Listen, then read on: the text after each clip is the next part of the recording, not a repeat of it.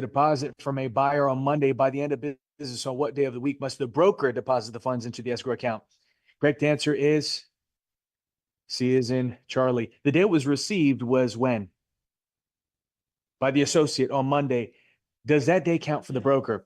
The 3 days that we know for the broker start on the following. So that's when?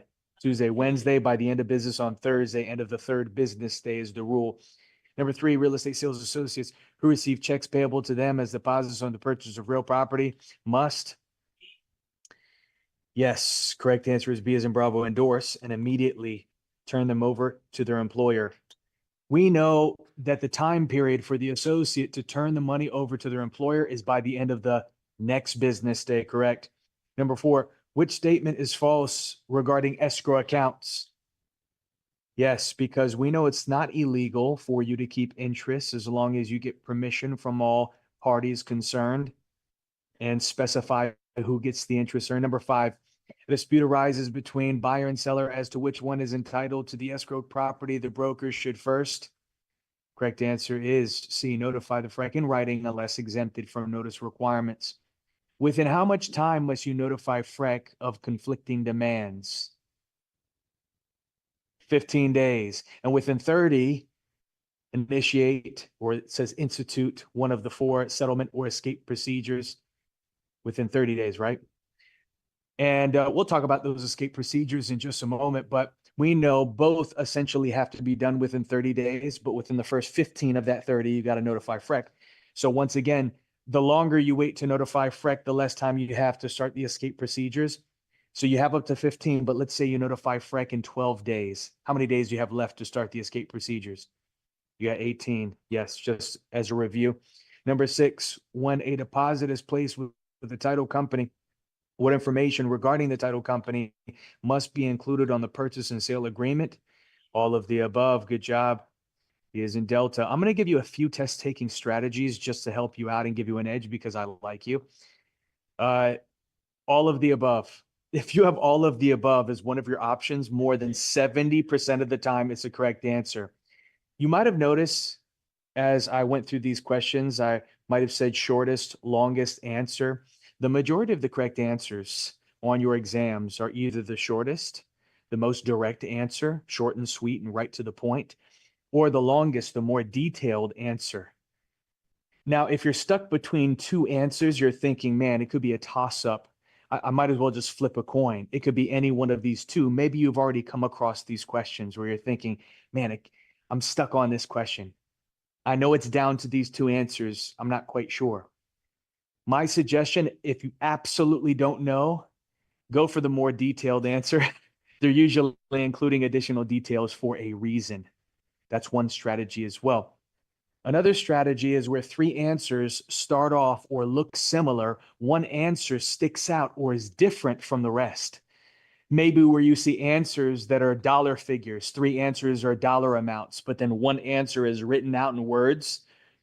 Usually the answer that's sticking out is saying, hey, look at me. I might be important. Pick me. Or where you see answers that say must do something. And one answer says may do something. Usually it's the answer that's sticking out different from the rest that will give you an edge. And this is once again, absolutely, if you don't know what the answer is, rather than using other strategies that you thought worked in the past, like when in doubt, always select C. Maybe you use that strategy. Okay, that's not going to help you out. Trust me. Don't always select C when you don't know what it is. Or eeny, meeny, miny, mo, or blindly just close your eyes and touch the screen and hopefully you get it right. There are better strategies, and that's what I'm providing to you. And those of you who are educators can attest to those strategies and how similar they align to the types of exams you've already seen and administered with your students. 7, an active broker associate wants to form an entity to be paid commissions, which is the broker associate not legally allowed to form. Yes, correct answer is C. Incorporating yourself unacceptable at the level of an associate, right? Don't be confused that they're a broker associate. They still have to follow all the same rules that associates have to follow. Number 8, the excellence team. Excuse me, it's 5 guys. Is ordering for sale signs. The team works for broker Bob Shalone of Sunshine Realty. Which statement is false regarding the team advertising requirements? Correct answer is B, as in Bravo. The office phone number does not need to be included on the sign. Let's continue. 9, an associate employs an unlicensed personalist. But if I could just review something with you guys, what was the most important feature when advertising yourself as an associate? Or the name of the brokerage company needs to be included. That's it. That's the most important feature. We saw that at least 4 or 5 times within that section of the unit.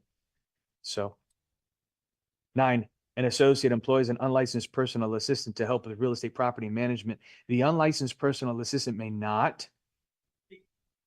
Correct answer is D, longest answer.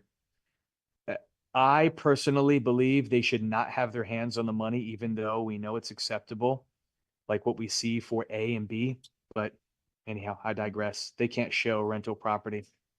It leaves too much room for practices to take place. Real estate services, negotiations, stating things about the property that you don't want to take liability for. Which statement is true regarding a lien filed by a broker under the Commercial Real Estate Sales Commission Lien Act? Well, I can save you some time. It's D as in Delta. For when you sell or lease commercial property, it's automatic that if you somehow don't get paid the commission, the compensation that is due to you for your efforts, you have the right to put a lien against the property. Number 11, one difference between a general and a limited partnership is that. Correct answer is B, as in Bravo. Limited partners make a cash or property investment, and that's what they're limited to. They can't be sued beyond that point or lose something beyond that point. Number 12, which business entity may be registered as a real estate broker? C, limited partnership. C as in Charlie. Good job. 13, a broker is preparing to open Sunnyside Realty as a sole proprietorship and is placing an order to have an entrance sign made. Which wording does not need to be included on the sign? Obviously is the address, right? Because we know the items that must appear on the sign, the information, broker's name, the business name or trade name, and the words licensed real estate broker. Anything else is additional, unnecessary, like the address. I mean, especially if it's in a sign for your brokerage office, why would you even put the address? They already made it to the address, right? Whatever. 14, a licensed real estate broker and an attorney who specializes in contract law form a joint venture for the purpose of locating and selling to investors raw land that is suitable for commercial development. Which statement is true regarding this arrangement? It's actually C as in Charlie. Because both are providing real estate services for compensation, both must be licensed brokers. Now, one is in compliance, one is a broker, but the other one is just an attorney. And remember, just because you get a law license doesn't mean they automatically give you a real estate license. It just means you don't have to take this class to get the license. They don't mention anything about them also having a real estate broker's license. So if they want to receive compensation for completing real estate services, like what we see in the example, they need a broker's license if they want to do that independently. Plus, they're a joint venture, right? And joint ventures are unacceptable business entity to operate your brokerage business under. Number 15, a broker receives conflicting demands concerning a, I'm tongue-tied right now, roof inspection report. Both the buyer and the seller claim the earnest money deposit. The broker must, yes, C is in Charlie, institute one of the statutory settlement procedures within 30 days from the time the broker receives conflicting demands. Let's review those settlement or escape procedures. Forms the acronym, MAIL, mediation, buyer and seller choose a trusted third party to make a non-binding decision. That's why we don't like it. It'd still be open-ended, right? Arbitration, best in our opinion. Hire a professional arbitrator to make a legally binding decision. Handle it outside of court. Litigation means I'll see you in court. Judge decides based on the facts of the case. That's going to be legally binding. And then Edo, escrow disbursement order, you're asking for whose advice? FREC. If you ask FREC for their advice, must they provide it? If they give it, must you take it? No, non-binding. If they give it and you take it, is FREC responsible? If they gave you bad advice, do they reimburse you? Yes, through the real estate recovery at a maximum of. Perfect. Good job. Well, that was for against an individual licensee. When it comes to FREC, they don't specify as a limitation on the amount of claims. Now, no, I'm not going to talk about it right now. 16.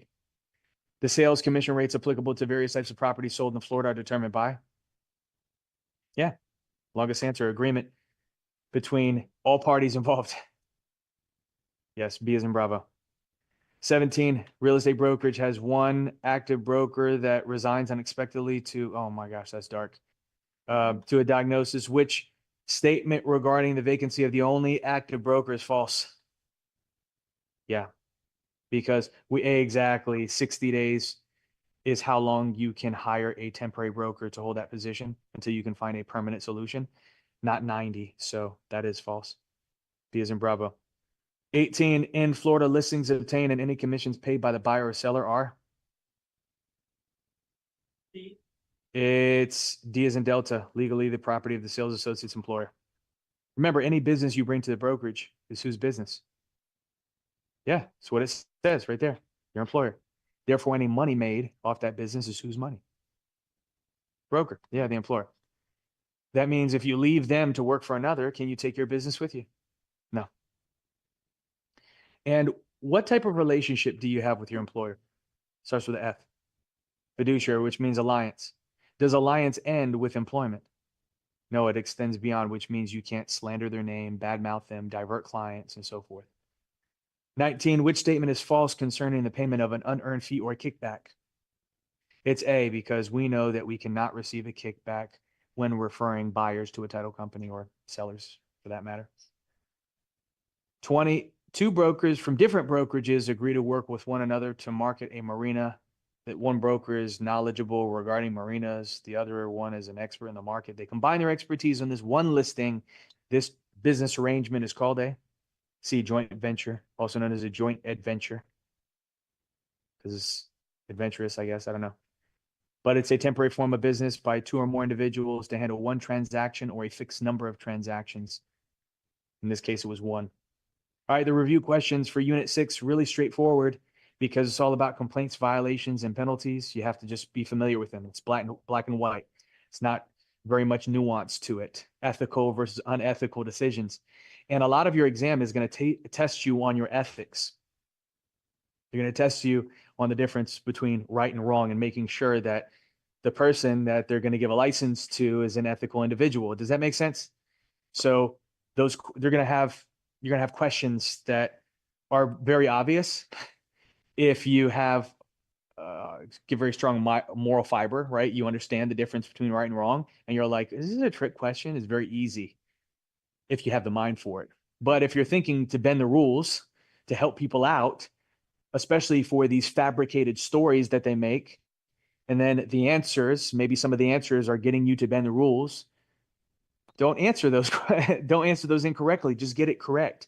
That's an easy one. That's a layup, right? It's an easy shot. Anyhow, question 1. A person is eligible to seek recovery from the real estate recovery fund if that. Correct answer is A, as an alpha. Person received a final judgment against a licensee in a legal action. The case was based on a real estate brokerage transaction, assuming no specific exceptions apply. A is an alpha. Number 2, the decision as to whether probable cause exists is made by a majority vote of D. D, FREC's probable cause panel, which consists of 2 members of FREC. They can choose 2 current members or even 2 former members of FREC. Number 3, which action would cause a license to be revoked without penalty? Yeah, the only example that we saw yesterday and we see here in front of us again, you received a license by error. Like if you got a broker's license, you try to open up your own brokerage office, they're not going to take disciplinary action against you because it was their fault, but they will revoke that license without penalty, without prejudice. For which offense is a misdemeanor of the first degree, there's only one example. It's A, failing to provide accurate current rental information for a fee. A is an alpha. 5, who prepares and submits a recommended order of findings and conclusions in a complaint case. It's actually B as in Bravo, DeBeeper's administrative law judge. Who issues the final order against the licensee? Breck. Can you appeal that final order? Yes, we'll have a question about it.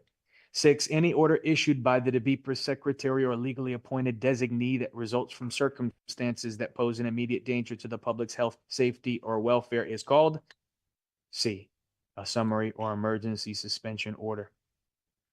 And that's part of the investigation. If they feel like what's revealed in that investigation and what you're doing, the alleged violations are going to endanger the public, they're going to shut you down immediately until they can hash things out. All right, let me paraphrase number 7. A broker defrauded an individual out of a $47,500 deposit. They sued the broker. They won. They got a judgment for $62,500, including the original $47,500 plus $15,000 in punitive damages. What can they claim from the real estate recovery fund? It's B as in Bravo. $47,500. Now, the reason why you might have selected 50,000 is because you saw 62,500 and you're thinking, oh, well, that's over 50 and it stops at 50. So 50's got to be the correct answer. But the only reason why it's 62,500 is because they added how much in punitive damages? Can you claim punitive damages from the fund? So that's out the window. So now we have the original amount of 47,500 and it stops right there. Any questions? Number 8. It's not trick, maybe tricky. Number 8, the DRE, there's no trick questions. Number 8, the DRE is authorized to investigate a written complaint filed against a licensee. Look, 3 answers start similar. 1 answer sticks out, different from the rest. Which one is it? Also, the shortest answer is A as an alpha. If the alleged complaint is legally sufficient. You're going to start to see these trends now that you're aware of them. 9, which administrative penalty is issued by the DRE? Yes, it's A as an alpha. Citation. And citations have to be taken care of within 30 days. It says to accept or reject citations. Basically, if you accept it, that means fix the problem within 30 days. If it's a warning and it's your first offense, what do we call that? A notice of non-compliance. Notice of non-compliance. And you have within how many days to take care of that warning? It's 15. If you don't, it will turn into a citation, which can range from $250 to $1,000. You remember that? Okay.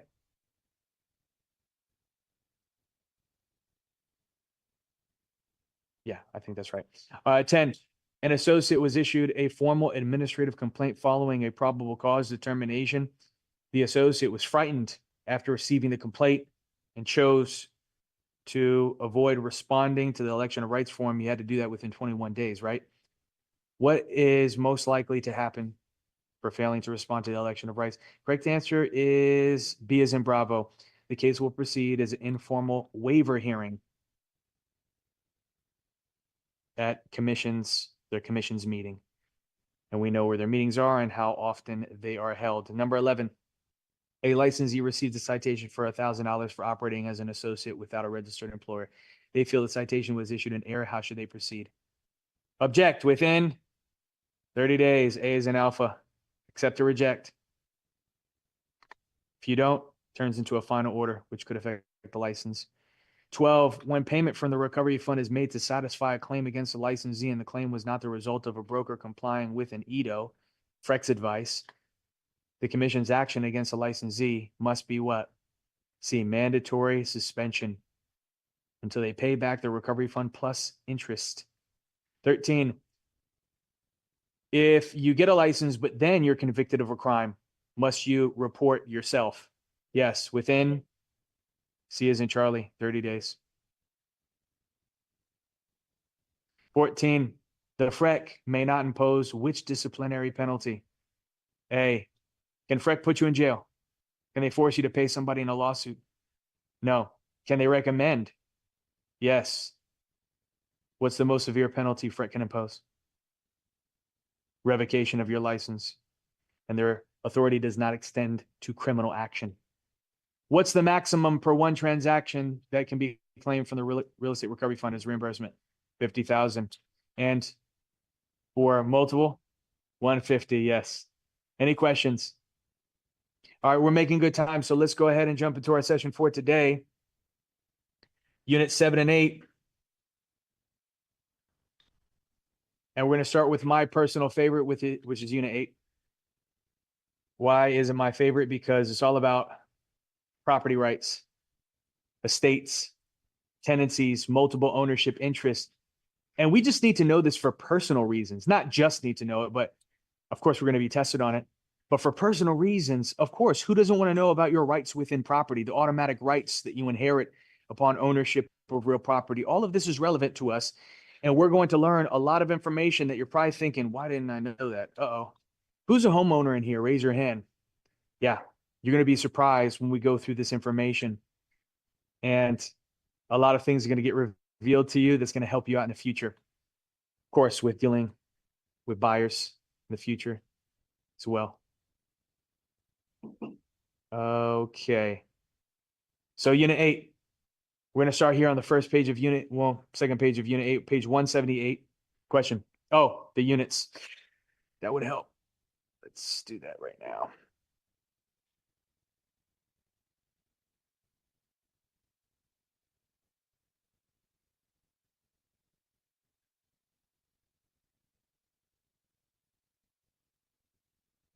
Okay, that's printing.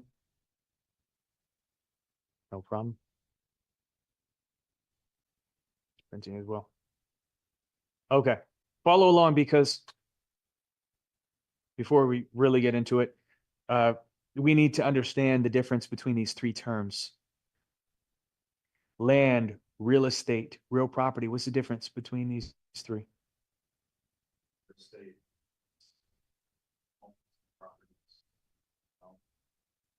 You're definitely on the right track. But let's be clear right now, because we have to have it straight.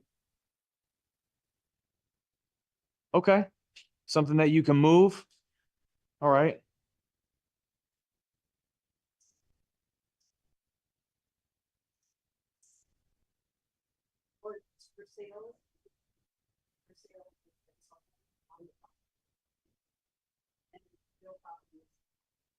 Okay, these are all great guesses, but I'm going to share with you right now the difference between these three terms. So a lot of us use them interchangeably: land, real estate, real property, but they do have their own meaning. So if we're speaking the same language, let's get it right. Land is not just the surface of the earth, but everything attached to it by nature. Do you see that in front of you? They actually gave you some good examples like trees, lakes. Do you see that? It also includes products of nature found beneath the surface, such as oil, limestone. Those are good examples. So technically, land extends downward to the center of the earth and upward to the sky, to infinity and beyond. Okay, so it's a little bit more prestigious than we have maybe initially thought. But now what's the difference between land and real estate? Real estate includes land. Now we know what land is, but also man-made improvements to the land. What's a man-made improvement to the land? Yes. Yes. All these are examples. What about sewer systems? What about roads? What about fences? All examples of what real estate means. We talked about these two already. Now, what's the difference between real estate and real property? To be fair, people often use those terms interchangeably. And if they do, you would, for the most part, understand what they're talking about. We can be honest about that, but they are subtly different. And once again, we need to know the difference. So real property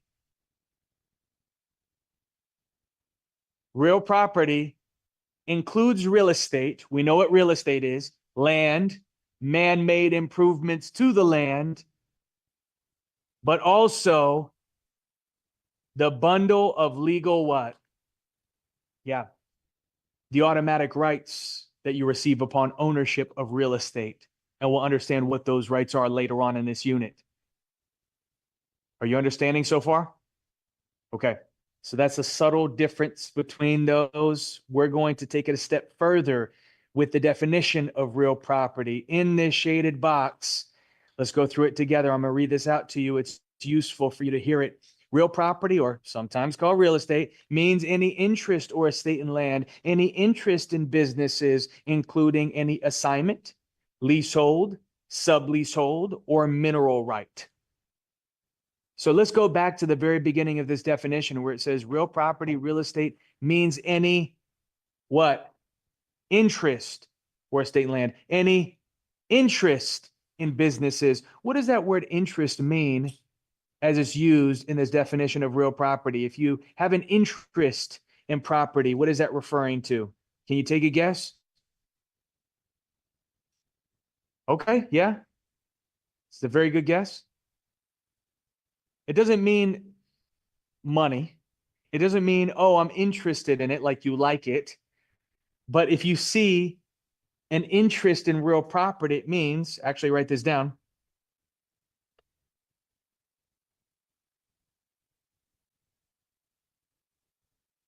It means some degree of what? Ownership rights. Some degree of ownership rights. Uh-oh.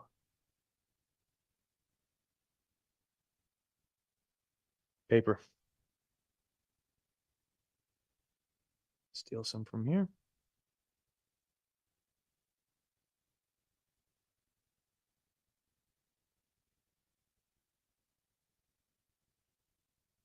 Okay.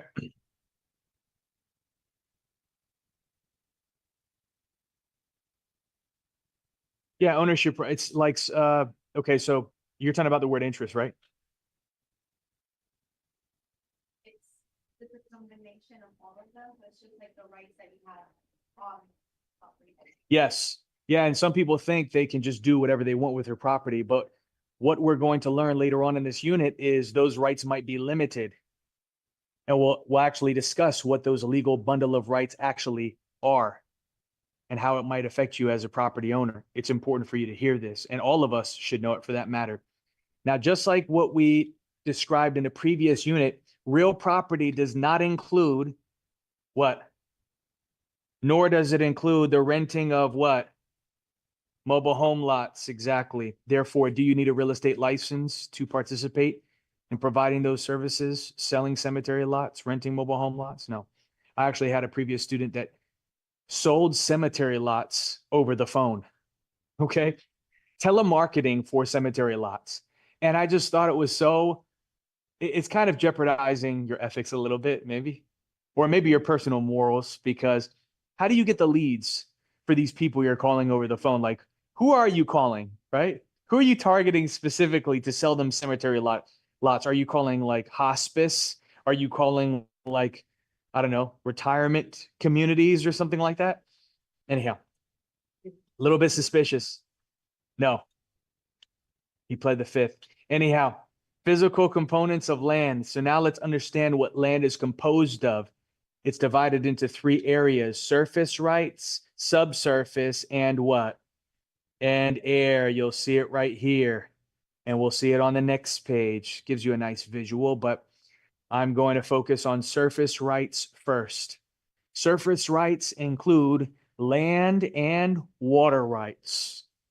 Yep, land and water rights. And there are two types of water rights you need to be aware of. You're going to be tested on this. At least I had this on my state exam, and it's important for you to hear just for personal reasons. What I find interesting, Darlene, I said that correctly, right? Your name? Darlene? Okay, all right. You paused for a second.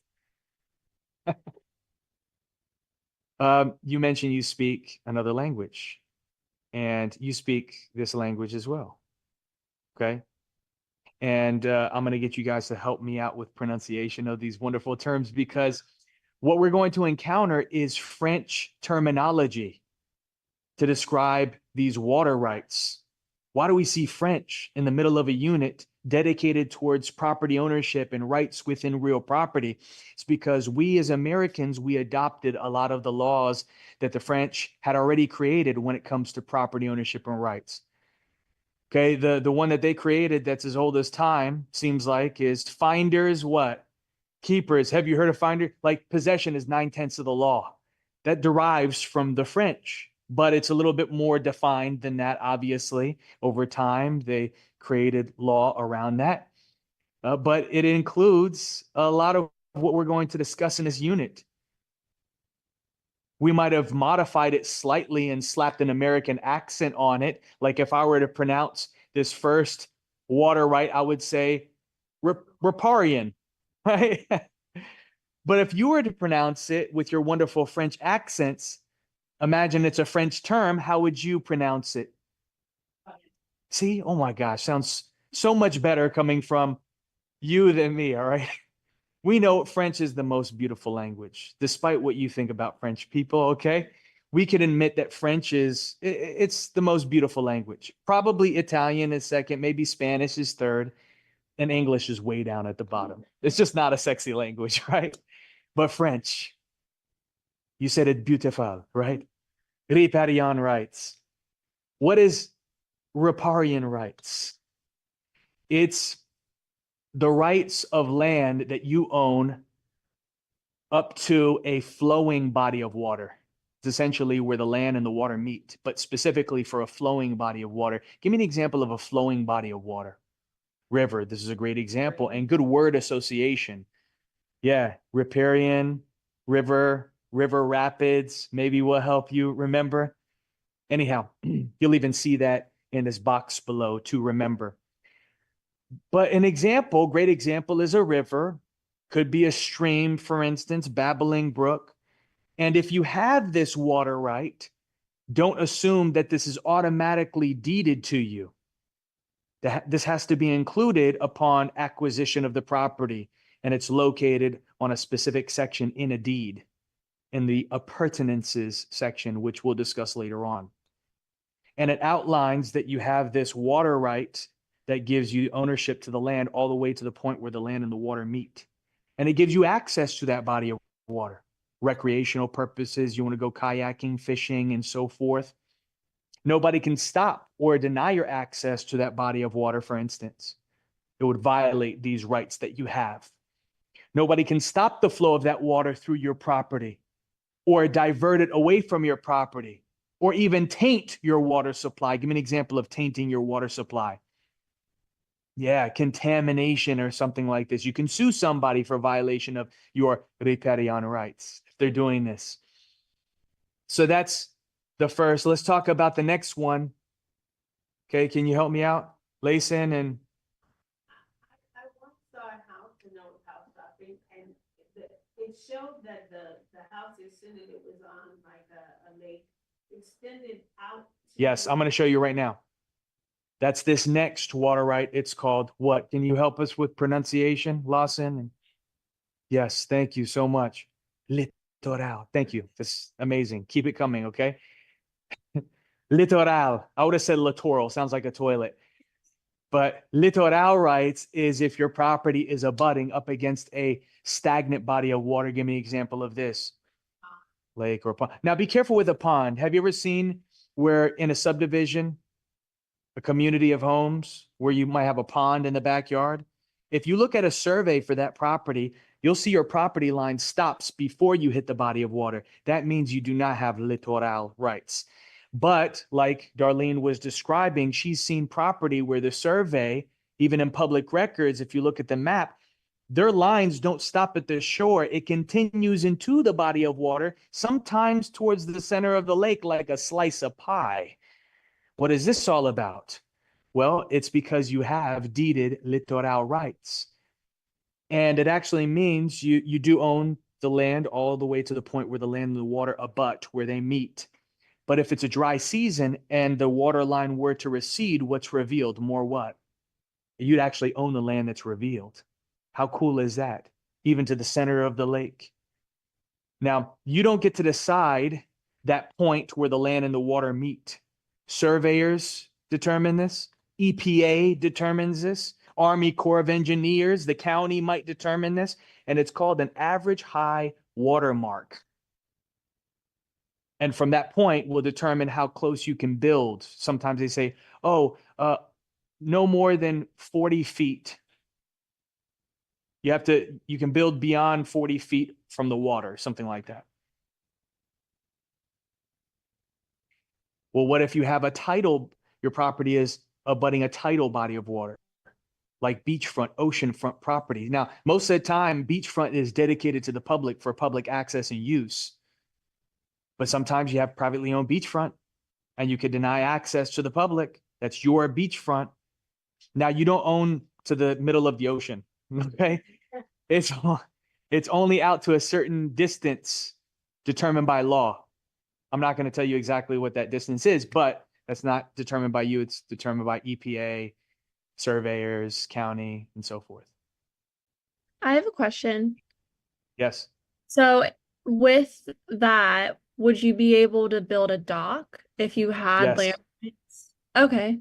Like into the water? Yeah. Okay. Yeah. For lakefront, Uh-huh. if you have that deeded littoral right, yes.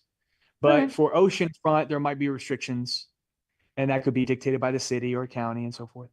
Okay.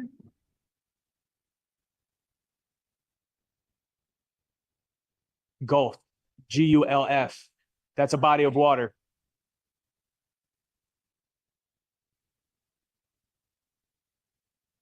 But of course, we're not talking about a golf course. We're talking about a body of water. But yeah, my wife and I, we just constructed and liquidated. We exited on an apartment that we constructed on the Gulf Coast. It was right there on the beach. It was six unit apartment building. And we held on to it for a few years, did Airbnb. It was all good, but somebody made an offer we couldn't refuse, so we sold it. On to the next. Short term is tough, especially when you have a lot of properties that you're doing short term for, because you got so many moving parts. Somebody might be checking in, leaving out, in and out all the time. It's a revolving door. I like to do it myself because I have the expertise. Maybe it gets a little bit frustrating with the time allocation. However, maybe I'm a little bit greedy in that aspect. Maybe I should let go of the reins and let somebody else take care of it that has the bandwidth, but she does. She has a real estate license, but anyhow. Some more French terms associated with water rights. Let's go through it. Accretion. Now, if I were to say this with an American accent, it sounds nasty. What is it? Say it regular. Say accretion, right? Accretion sounds like something nasty oozing out. No, but it's accretion. Beautiful. All right. This is the process of land buildup from rock, sand, and soil. Alluvion is the new deposits of land caused by accretion. Erosion is losing your land due to natural forces. That's how the Grand Canyons were formed. And reliction is the gradual receding of what? And if water recedes, what's revealed? More what? And look up here, if you have what type of water right, you would own the land that's revealed. Littoral, yes, good memory, even though I just pointed to it. All right, go to page 180. Yes. Subsurface rights, your rights to things of value you find beneath the surface. Is there much of value that you can find beneath the surface here in the state of Florida? I mean, let's be honest with each other. It's not like you're going to hit oil. It's extremely rare for you to do that here in the state of Florida. I don't know, dinosaur bones, Encino Man, yeah, buried Blackbeard's gold. I don't know. Probably you have a better chance of finding Pablo Escobar's hidden money than anything else. But if you dig far, shark teeth are good.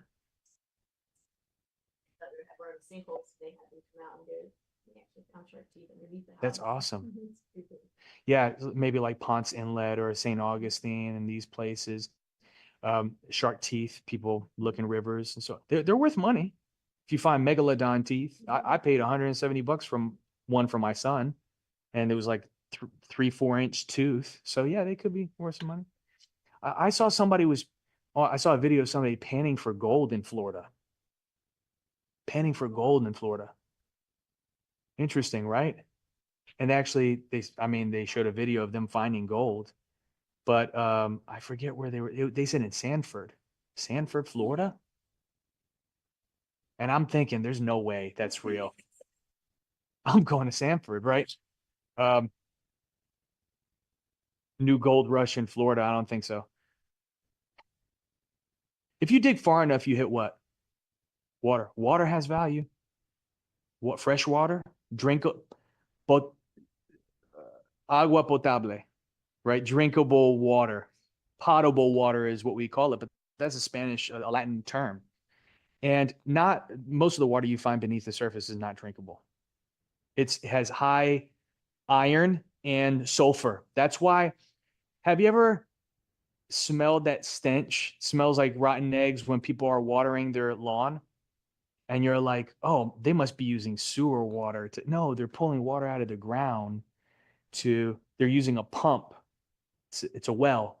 And when people think about wells, they think of like this huge stone structure where the woman from The Ring is crawling out like 6 feet wide. No, okay. And here in Florida, a well is like a 1-2 inch pipe that's 20, 40 foot down. And they're using a pump to extract it, and they're watering their grass because it's cost effective rather than paying the city to water their grass, right?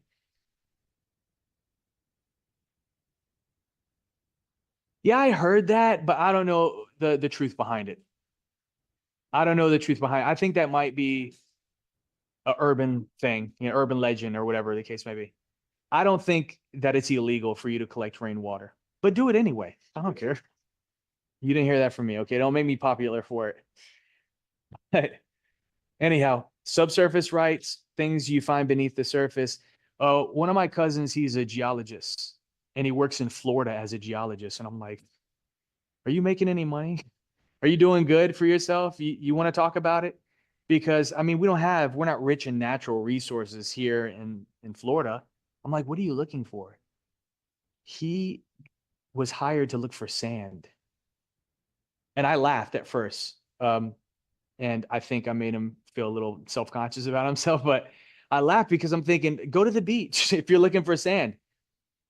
There's a specific type of sand that can be used when you're making concrete and roads. You can't use sand from the beach. It has shell, it has glass, it has all these things, and the concrete will fall apart. I didn't know this. It was it's a multi-billion-dollar industry. And he was working for a large sand mining company to look for sand. I thought it was so cool. Look up, that company Cemex? They make like cement they sell at Home Depot and so forth. They have mines all over the state of Florida. Learn something new. You're welcome. Cameron Academy, much more than real estate. And air rights. This is your right to own above the surface. Now, I said to the sky to infinity, but it's only up to a height established by law. I don't know exactly what that height is, and that's not something that is relevant for our exams. But for the same reason why you can't charge planes for flying over your property, or now UAPs. You know what UAPs are? You don't know what a UAP is, huh? Nope. Unidentified, anonymous, or anomalous phenomenon. They used to be called UFOs. I'm so surprised you guys don't know about what UAPs. It's all over the news right now. You don't know about this? Pentagon releasing videos about UAPs? No, you don't follow this? You don't know about USOs? Come from the water? You guys got to get with the times here, because eventually something's going to come out of the sky and introduce himself to you. Okay, I don't believe it. Look it up. Pentagon released videos. They admitted it. It's real. Welcome, 2024. Thank you. Pay for cable anymore to watch the news. They stream everything. It's there as well. You got Netflix, right? Yeah, watch Unacknowledged, and then we'll have a conversation about it. Anyhow, I saw this video, and I wanted to share it with you. I sent it to myself. You see.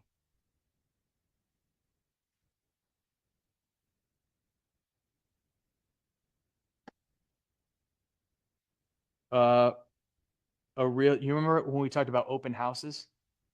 And we talked about the purpose of an open house? We were talking about it and then I came across this video. And this agent, she's like super cheap with her open houses. And she uses strategies to basically entice people to buy that property. And she uses open houses to make a little bit more money for herself. I thought it was interesting, so I wanted to share it with you. I'm going to play it right now. I talk about my brother is a professional painter. That's left over from other jobs. Hold on. My brother is a professional painter, so he'll bring me paint that he has left over from other jobs. People would usually paint the whole entire room, and it would probably cost them about $500 a room. So my little trick is I'll paint a star. So if there's any marks on the wall, it makes it disappear, and you think I painted the whole room. I save my clients thousands of dollars from painting a whole house.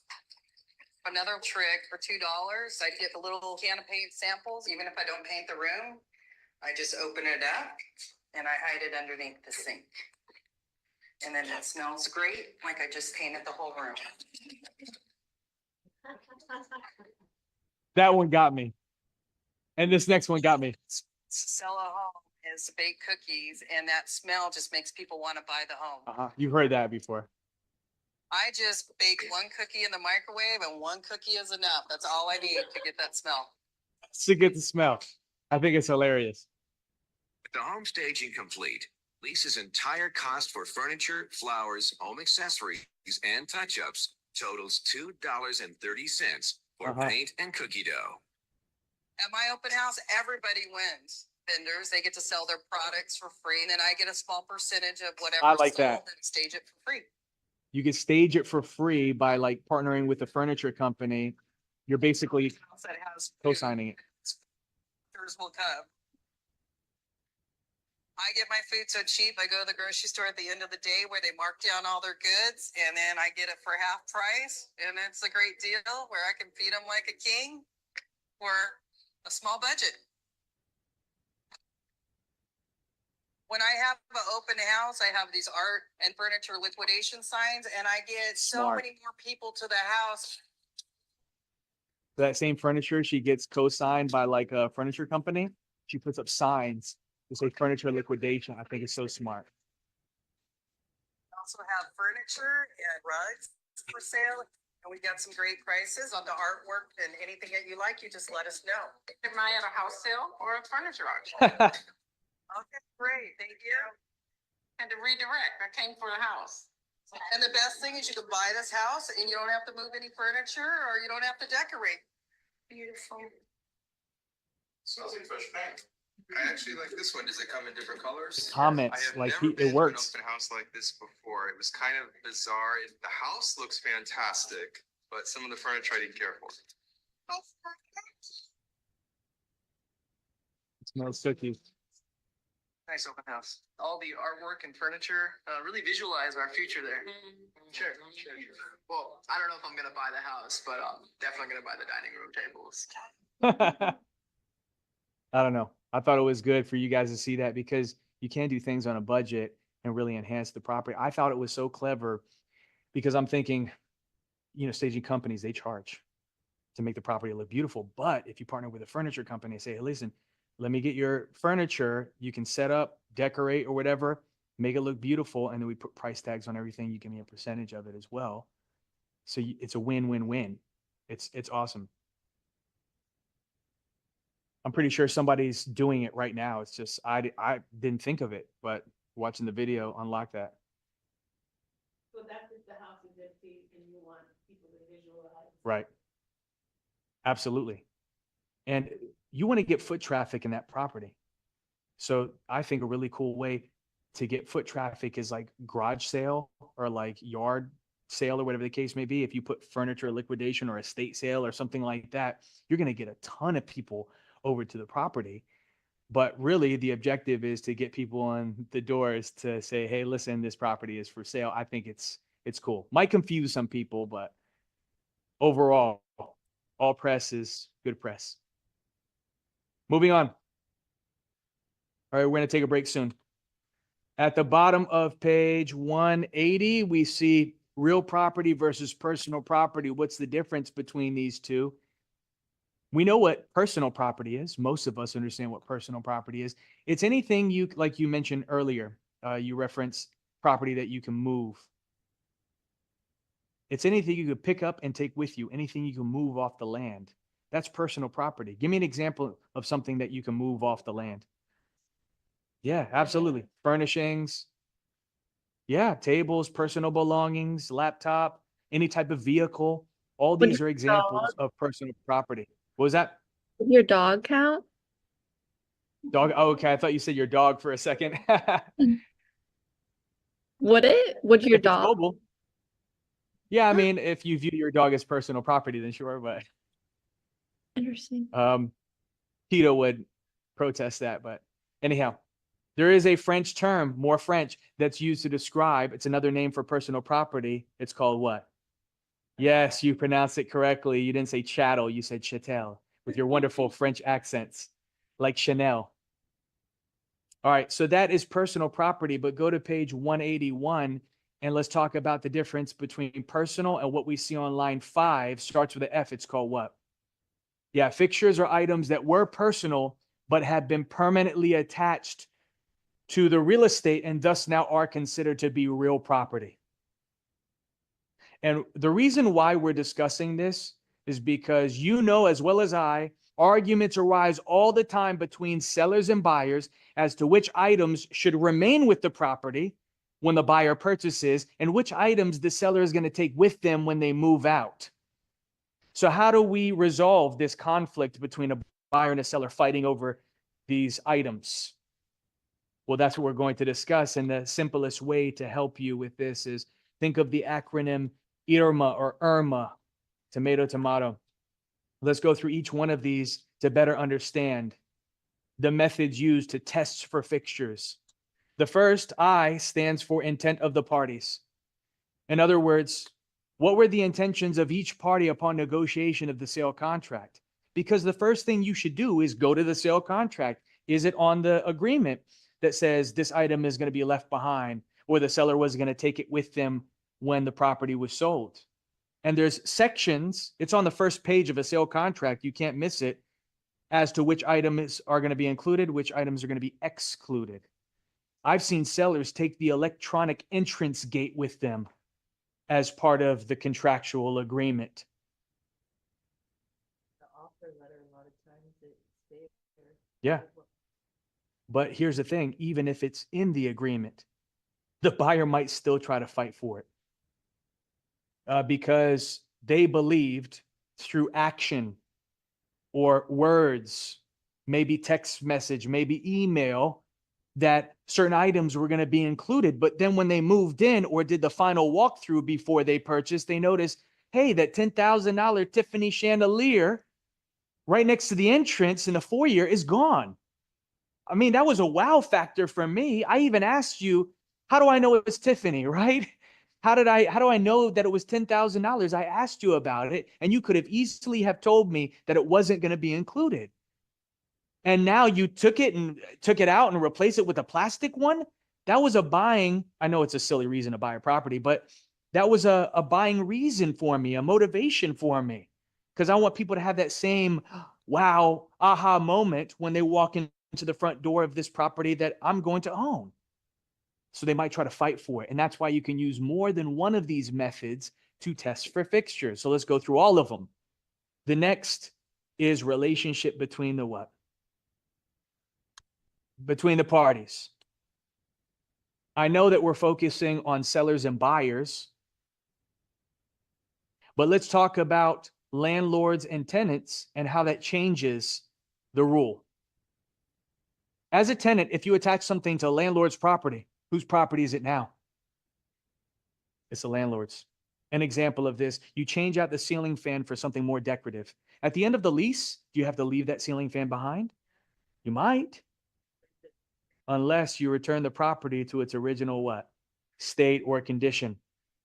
Take out the decorative one, put the old one back in, and make sure you don't cause any what? We'll come back to that one, all right? That's going to be relevant for us. But let's switch it up and talk about commercial tenants, a commercial lease. and something called trade fixtures. Now, I'm just going to use you as an example, Melissa. I'm going to pick on you. You have that rental business, right? Where do you store your equipment? Oh, okay. All right. I was going to use you as an example because I assume maybe you're renting a space to store all of that wonderful equipment. Okay, yeah. I can relate to that. I like a deal. So anyhow, cost effective. I get it. I get 100%. But let's talk about a restaurant that's renting a space in a shopping center, for instance. That restaurant, they're a tenant. They don't own that space, but they attach all this wonderful equipment, right? Like the hood system for ventilation, the walk-in refrigerator, all of the cooktop equipment, the booths, the seating, and so forth. At the end of the lease, if they want to move to a better location, do they have to leave all their wonderful restaurant equipment behind? No, because they can prove it's part of their business. We call this a trade what? Trade means business, right? Business fixture, and the item could be taken with them and is legally considered to be what? Look, I'm highlighting it. Personal property. Could be removed. Any questions about that? But you also have to make sure you don't cause any what?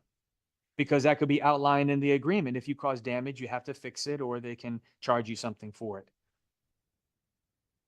So if you know it's going to cause damage when you try to remove it, you should leave it behind. That's the rule of thumb. That's what method of attachment is. But what's more important is how you detach it, right? Class exam question. You see right here, if it would result in damage of the real property, the article is classified as a fixture, which should remain. So let me give you an example. You tell me what you think about it. A countertop microwave. Fixture or personal property? Countertop microwave. Personal property. You can easily unplug it, remove it, take it with you. That's personal. That's an easy one. But let's take that same microwave. Let's install it above your range, mount it to the kitchen cabinets, and vent it out the side of the house. Fixture. And if you try to remove it, probably, most likely, you're going to cause damage. In addition to that, it might not be easily replaceable. And that's the last method to consider. If it's not easily replaceable, then you should leave it behind. Yes, should remain as a fixture. And a not so obvious one is curtains and blinds. And sometimes sellers try to take the blinds with them. I don't think it's classy for them to try to remove the blinds. What, you think the next house you buy is going to have the same size blinds? I get blinds are expensive when you start adding them up per window, if you have custom especially. But it's foolish to try to remove the blinds. Just leave it behind. Plus, it's specifically that measurement for that window. And then what about the curtains? Can you easily remove curtains without causing damage? Can you slide the curtains off the rod without causing? Of course, yeah. But it might not be easily replaceable to find those same exact curtains that match the wallpaper, that fit the decor, and go all the way from the ceiling down to barely touching the floor. Just leave it behind. Should remain as a fixture, and a buyer could fight for it.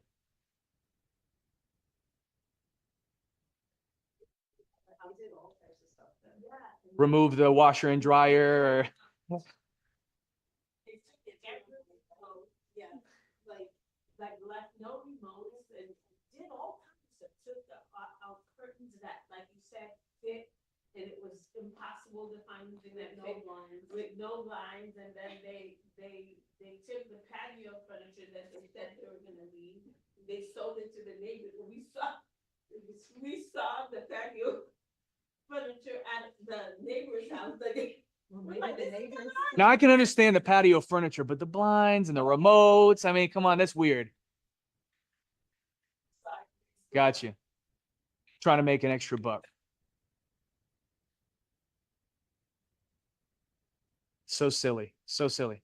The things that sellers do, man. All right. I think let's take a break. Be back at 6:15. Stretch out, grab a snack, do what you got to do. Be ready to rock and roll. 6:15.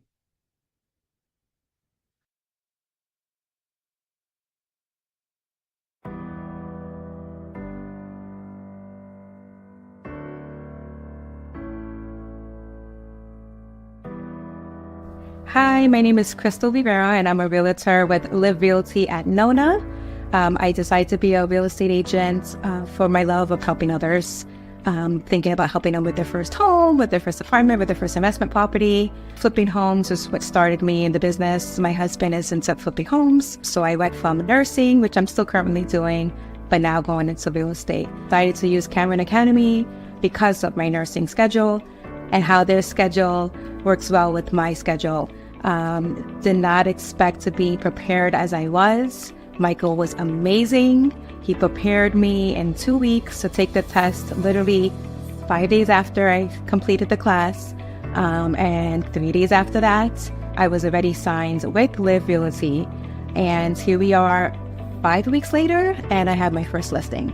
So definitely prepared me well for the real estate industry and just all that's to come. I'm excited, and I wish everybody luck.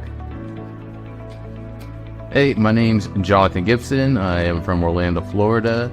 I had started my career in real estate based on wanting to... I started out my journey in real estate with Cameron Academy because I read a lot of online reviews, and there were exceptional reviews about Cameron. When I got here, I wasn't disappointed at all. I realized Michael was the best teacher, and he helped me learn everything I needed to know about real estate. And he's a very good instructor. He's thorough. He tells everything. He's one of the better professors. He's good at explaining stuff, helping you get through this and making it easy for everything. And I wanted to do real estate because I read some books and I bought homes, and I wanted to start renting out my property. And I know we had, based on my research online from Google and everything, I knew I had to do a school for Florida and do the 63-hour course. And I looked it up, came to Cameron Academy.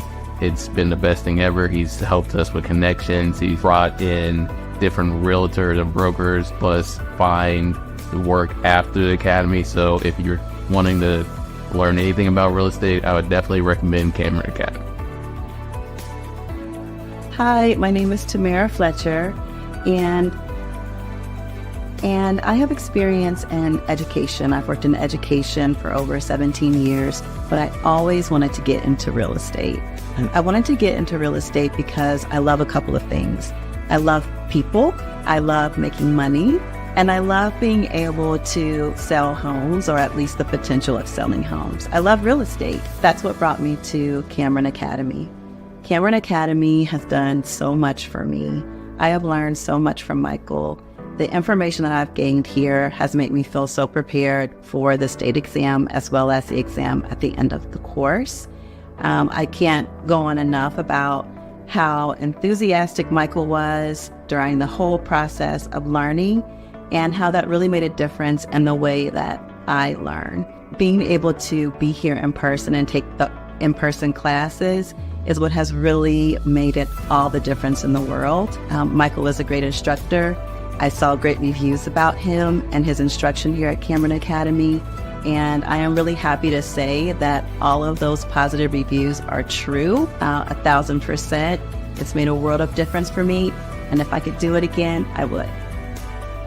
My name is Gabriel Minyarji. I've been in the restaurant industry for the past 25 years, now getting the residential investment opportunity. I found Cameron Academy to be very helpful in my new endeavor. Michael Cameron has been very, very helpful, knowledgeable, provided very new and efficient information to help me endeavor my career. I'm very, very pleased and satisfied that I found Cameron Academy and the knowledge that I gained from them, and for all my future endeavors. I highly, highly, highly recommend them. I definitely give them a 5-star plus. My name is Dennis Duen. I came to the Cameron Academy. My mentor, he also he told me go directly to Cameron Academy. They are very, very good, and that's how he got his license. And he advised me to go to that school. And when I came, so far, it was the best decision that I made. The instructor Michael was very, very good. He's very good, and it would benefit me. Very knowledgeable. So I want to say thank you to him. And I think I will pass because of him. I will pass both school exam and the state exam. So it was the best decision that I made. Michael was very good, and I want to say thank you to him. Thank you. Hi, my name is Samuel Ramirez. I'm an electrician. I got into real estate to get into my own deals and to see if I can sell some real estate for commission on the sides. Cameron Academy taught me a lot of things. It taught me different things that I didn't know about real estate. It cleared up some misconceptions that I had. Michael was a great teacher. He taught me a lot about real estate that I didn't know, and it just opened my eyes a lot more and made me just very motivated to get into this. And I think anyone should go to Cameron Academy. Mi nombre es Rolly Peralta y acabo de terminar las clases aquí en la Academia Cameron con el profesor Michael. He aprendido mucho y estoy muy agradecido con Michael por todo lo que me ha enseñado. Yo quiero ser un real estate agent para seguir invirtiendo en el futuro y también ayudar a algunas familias a adquirir sus sueños. Estoy muy agradecido con Michael y invito a todas las personas a venir a esta academia. 大家好，我叫 Rudy，我很开心能够跟 Michael 上学，因为他在real estate 这方面学到了给我很多知识，我也很开心能够选到他，因为不是每个人都可以教你，他能够教你的东西，他有很多的实力，有很多的经验，而且很风趣，所以对于我来讲是一件非常幸运的事情。那我个人想做房地产投资，所以我必须要有最专业的知识去帮助我自己。很幸运的能够选到 Michael， 所以我希望大家以后能够给他一个机会去跟他做投资，不会让你丢钱，这个很重要。所以祝你们好运，希望能以后见到你们，谢谢，拜拜。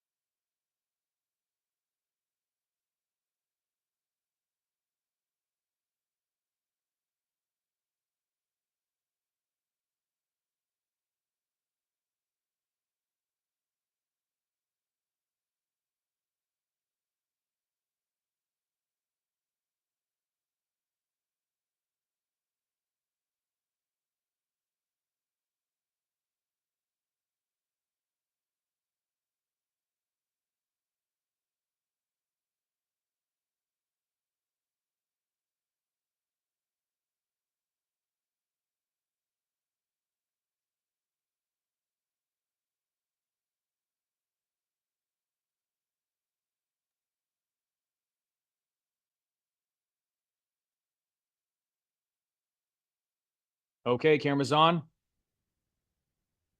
Let's continue where we left off. So now we're on page 183. We're going to discuss your legal bundle of rights. We saw it earlier. I mentioned we would see it later on in the unit. Here it is. They might also describe it as your basic property rights. And to help you remember, think of the acronym Deep Sea. God, I love these acronyms. Like deep sea fishing, but with the letter C. And let's go through each one of these items together. And you tell me what you think about it. Do you have the right to dispose of your property? Yeah. What's one way of disposing of your property? Selling it, giving it away, or potentially destroying it? Do you have the right to quiet enjoyment of your property? Yes. If your neighbors are disturbing the peace, can you call the cops? Yes, you can. Do you have the right to exclude people from your property, like trespassing people? Yes. Of course, you have the right to possess, occupy, but you can also potentially allow other people to occupy, like renting. And you have the right to use your property for legal purposes that do not conflict with local laws or zoning. We'll come back to that and we'll see how those rights might be limited. But now let's move on to one of the more important parts of this unit. This is what I really wanted to get to: estates and tenancies. Let me read this out to you on line 16. This is going to help you better understand. An estate refers to the degree, quantity, nature, and extent of ownership rights or interest. We wrote that down earlier, that an individual may possess in real property.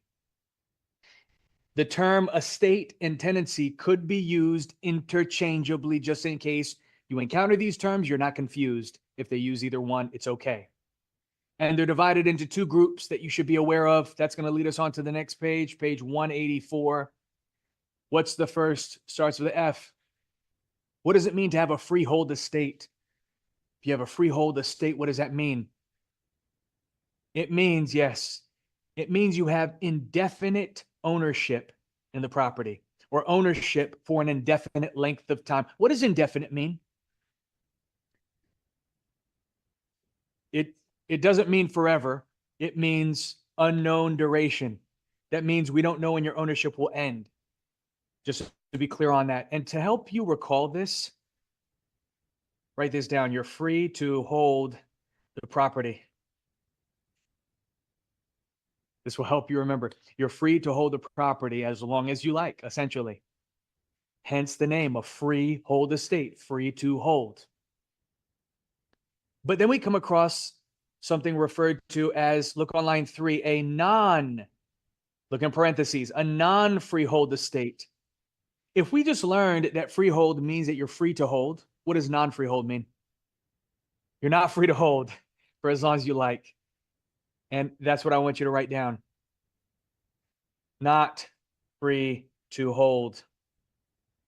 And this is why it's also referred to as, look on line 3 as well, a what type of estate?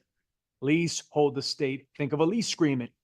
A lease agreement is just for a known duration. We have a starting and a what? Ending date. And you'll see that here. Fixed term, known duration, does not involve ownership. It's the right to use for a specific time period. We'll come back to this. We'll unpack it. But let's focus specifically on freehold and talk about the different types of freehold estates. There are two. We need to know about this. I saw this on my state exam, so pay attention here. So we discussed freehold, ownership interests for an indefinite length of time. The first one that we encounter is called what? Fee simple. Now, this one sounds odd, but it's actually the most common type of ownership that you acquire upon purchase of real property, for instance. When ownership rights are transferred to you and your family, you will most likely get a fee simple estate, which is absolute and complete ownership. This one is forever, which means they say indefinite, right? But ownership interests with complete power to use, dispose, and to allow the property to descend to your what? your legal heirs, your closest relatives, your next to kin, if you've heard of that before. Does that make sense? So it's the most popular type of ownership, and it's the ownership you will most likely get if you purchase property here in Florida. This is the one you want, the one that everybody wants, and luckily it's the most common. But then we come across another type of freehold estate, which sounds a little bit odd. It's called a what? Starts with an L. Now, a life estate is measured by the duration of somebody's lifetime. But you're thinking, okay, how is this one freehold? Because freehold is indefinite, right? And sooner or later, we're all going to what? We're all going to die. But do you know when you're going to die? No. God forbid you know exactly when you're going to die. It'd be scary. Clock ticking down, right? But this is why it's a freehold estate, because we don't know when ownership will end, even though it's upon your passing. But I want us to move on to the next page, page 185, and on line 8, you might be curious as to what happens with the property when a life estate ends. That means the person does what? They die, they pass away, right? Most commonly, we'll see this on line 8. The property reverts to the original grantor, the person who gave the life estate. That's called an estate in reversion. So let me explain how it works, and then you'll better understand what's in front of us. Imagine you give me a life estate. As long as I live, I have the right to use the property as if I'm the owner. I can't sell it to somebody else or give it away to somebody else, but I have the right to use it as if I'm the owner. Even to homestead the property. We'll talk about homesteading. Those of you who are homeowners know what that means, but we'll discuss that in just a moment. But upon my passing, who does the property go to? It doesn't go to my legal heirs, because I just have a life estate. And as soon as I pass away, it goes back to the original grantor, the person who gave the life estate to me, which in this case, I said all of you, right? You're probably wondering, when would somebody choose to use a life estate? Imagine you have a great aunt and she's on her last leg, and you have several investment properties. You want to help her out. You want to do something nice, get some good karma. So you decide to give her a life estate. As long as she lives, she'll have a place to live out the rest of her years. But you're not naive as to the fact that she has relatives, and you want to make sure that upon her passing, it comes back to you. So you might structure it as a life estate, knowing legally it would come back to you. Does that make sense? Now, what we see next and what you're going to be tested on, remainder estate, is when a life estate ends, like the example you gave me a life estate, but then I pass away. Instead of going back to you, you designate a third party that you want it to go to. Like a child, right? Like one of your kids, like a close relative, a charity even, if you want to. And that third party that you designate that receives at the end of a life estate is called a what? Remainderman. Any questions about this? I have a question. I know I get that question all the time. And I think all of you probably have the same question. What if the person who gave the life estate passes away before the person who has the life estate? Is that the question you have online? Is that the question you have in front of? Okay. All right. If you don't have the same question, then I'll make sure I address you in just a second. But let me Okay. answer this question first. If you pass away before the person that you gave the life estate to, do you have a will? Do you have close relatives? Yeah, so whoever inherits your property upon your passing will eventually get that life estate when they pass away. Do you know what a will is? A will and testament, it's a legal document that you prepare before you pass away. We'll talk about that. Question online. It's somewhat in the same line. Will it go into a probate? Or does it automatically go? If in the example that I just provided, the person that doesn't have the will, they're survived by legal heirs, then yeah, it will go through probate to determine who's entitled to it. Thank you. Yeah. But that's if you don't prepare a will. And we'll talk about that. As I mentioned, when you receive a life estate, you have the right to use it as if you're the owner, which includes homesteading your property. What does it mean to homestead your property here in Florida? Do you know? Yes, you're claiming it as your permanent residence. And it comes with several protections and benefits. Most people only know about the one benefit that comes with homesteading your property. Saving money in what? Property taxes, which is here on this list. And we'll discuss that further in Unit 18. But for now, let's talk about these benefits. And you'll see why it's so important to homestead your primary residence. And if you haven't, you need to get with the program because there's nothing but benefits. Protection of the family. I'm going to read this out to you because it does explain it well. If a married person dies and the family homestead was titled in that deceased person's name only, by operation of law, the surviving spouse receives at minimum a legal what? And if there's children, eventually they will get the property. But what if there are no children? Surviving spouse gets 100% ownership, fee simple. Absolute complete ownership forever. Are you with me on this? This is just because you claim it as your primary residence. Because you can't sell,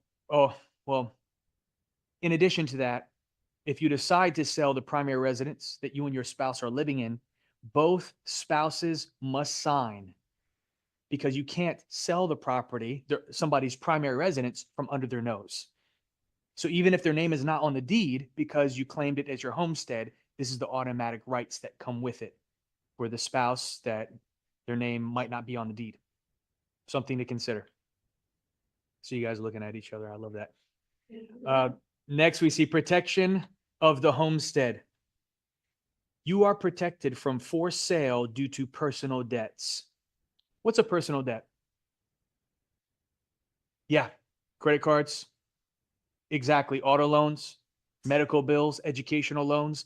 These companies cannot force you to sell your primary residence, your homestead, to satisfy that debt with them. That's a great thing. Your homestead is protected in that way, but it does not protect you if you don't make your mortgage loan payments, if you don't pay your property taxes, if you don't pay your HOA or condo dues. You'll see that in front of us. Yes, the community association HOA can foreclose on you, even for construction loans. We'll talk about that later on. Most people only know about this benefit, the tax exemption, and you get an automatic tax exemption of up to how much? Yeah, we'll see more about this in Unit 18. Any questions? Some people get confused with this though. Does that mean when I purchase property in Florida and I claim it as my homestead, they send me a $50,000 check? No. Does that mean I don't have to pay $50,000 worth of taxes? No. It means that the assessed value of your property, which is determined every year by a county appraiser, imagine it's $250,000. That's what they assess the value of your property at. And the assessed value is used to determine how much property taxes you pay. The higher the value of your home, the more taxes you what? Pay. So I just want you to understand the logic behind it. So if you homestead that property, they take $50,000 off that assessed value. So that means you pay taxes on a lower value, which means you save money in taxes. But that's only for your primary residence. You can have hundreds of homes that you own and property throughout the entire state of Florida, but only one can be your homestead. Just so we're clear on that. You can even transfer your homestead to a new primary residence. That's possible as well. But you only have one. The size of the homestead up to 160 acres if it's outside of the city, or up to a half an acre if it's within the city. And personal property says homestead protections include $1,000 of value of personal property. We'll describe that later on, what that means. Let's continue. Next, we see a non-freehold estate. The opposite of freehold. Once again, freehold means you're free to hold as long as you like, indefinite ownership. Absolute fee simple is absolute complete ownership forever. life estate measured by a person's lifetime. But then we come across a leasehold estate. Why is it called a leasehold estate? We'll think of a lease. A lease agreement gives somebody the right to occupy for a known duration. There's a starting and an ending date. It does not involve ownership. I think you'll see that actually on line 7. Do not involve ownership interest. Do you see that? Any questions so far? Yes. Like a foreigner, not own property like being here, you know, going back to what you said before. Yeah. So the 99 years. Yeah. And that's actually what we see next. Look at this. What you're describing, at least here in Florida, we describe it as an estate for years. What's the most common duration for a lease agreement? 12 months a year, right? But it could even be up to 99 years. Do you see that? Like, I don't know if you've lived here long enough to see when Celebration was constructed. That's a Disney project, by the way. Downtown Celebration, no longer owned by Disney. I think it was bought by like a Chinese real estate investment company, something like that.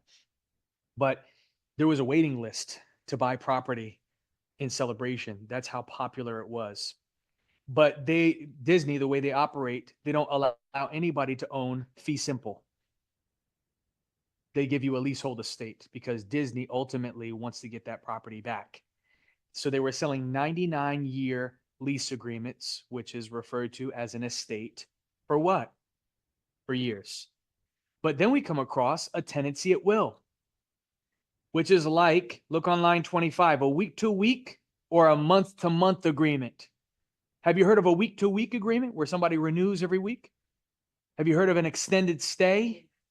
Looks like a hotel, but you rent on a weekly basis. So we have those expats, the people that come into town and they get hired in a new job, but before they can get themselves adjusted, they might stay at this hotel, or they call it an extended stay, and they're renting on a weekly basis so they can find an apartment or something like this. Month to month is very common, right? You've heard of a month to month. And a lot of the time when you enter into a lease agreement with a landlord, for instance, for a property, they might say, or have the agreement that when the lease agreement ends, if you don't move out or renew, it's going to revert automatically to a month to month until you renew or get out, usually at a higher rental rate as well. So you're basically renewing every single month. Now, check this out. My time period up here is going to be different from what's in front of you, but just bear with me.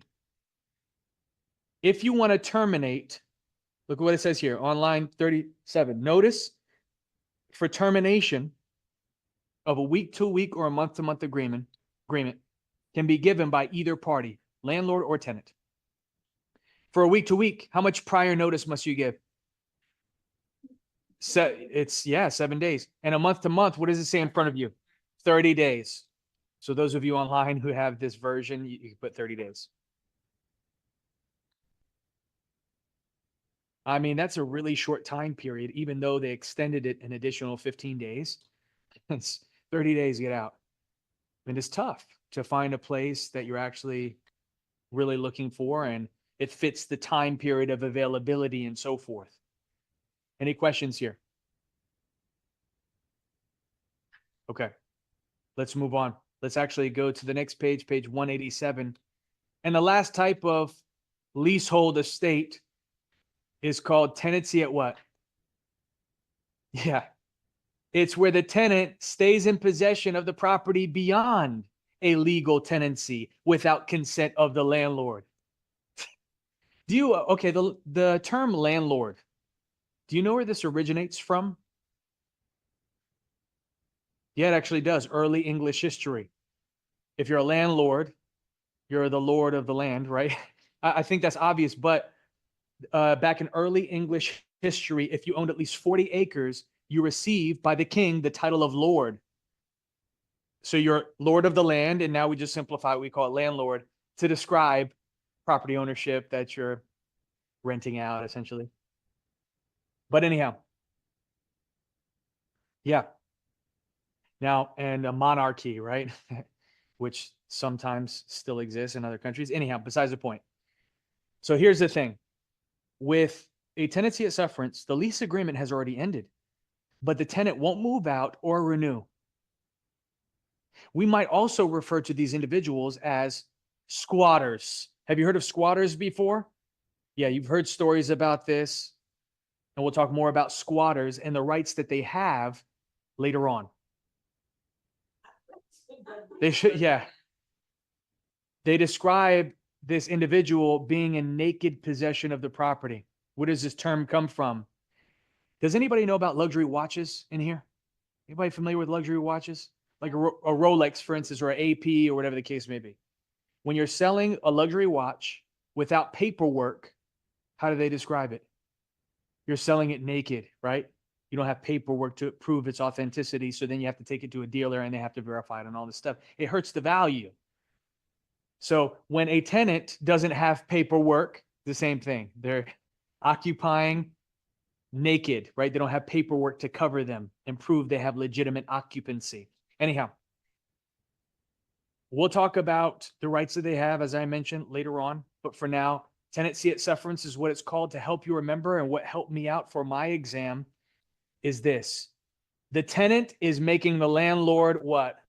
Suffer. You got it. Any questions about this? Suffrage? Souffrance. Okay, I love it. That's awesome. Keep it coming. Next, we come across sole and concurrent ownership. What does sole mean? So if it's sole ownership, how many people own the property? One person owns the property. They also describe this as an estate. Look right here on line 9. Estate in severalty. The key word is sever or severed. If you have a property in severance, right, you have sole ownership by yourself, severed from everybody else. Now, the subject that we're going to talk about next is it's a weird transition, but we're actually going to talk about marriage laws in the state of Florida and how it works. Has anybody gotten married here in Florida? Raise your hand if you got married here in Florida. 1, 2 of us. I would say getting married here in Florida is better than other states because we have more favorable marriage laws versus like California and those West Coast states. Here in Florida, we believe in separate property. That means anything you acquired prior to marriage is what? Is yours. Do you see separate property here? Anything you acquired prior to marriage is yours. You inherited something, you own something, it's yours. In other states like California, Washington, and so forth, they believe in community property. That means anything you own, including businesses, is split what? Right down the middle, 50-50. There's some very famous divorces surrounding that, like Jeff and Mackenzie. Nope. Bezos, okay. Or Bill and Melinda Gates.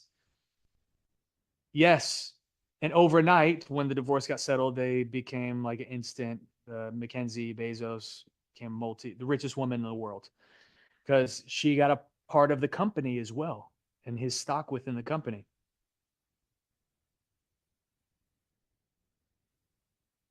Correct. But what about the things that, well, yes, unless you have a prenup. That was very quick. Huh?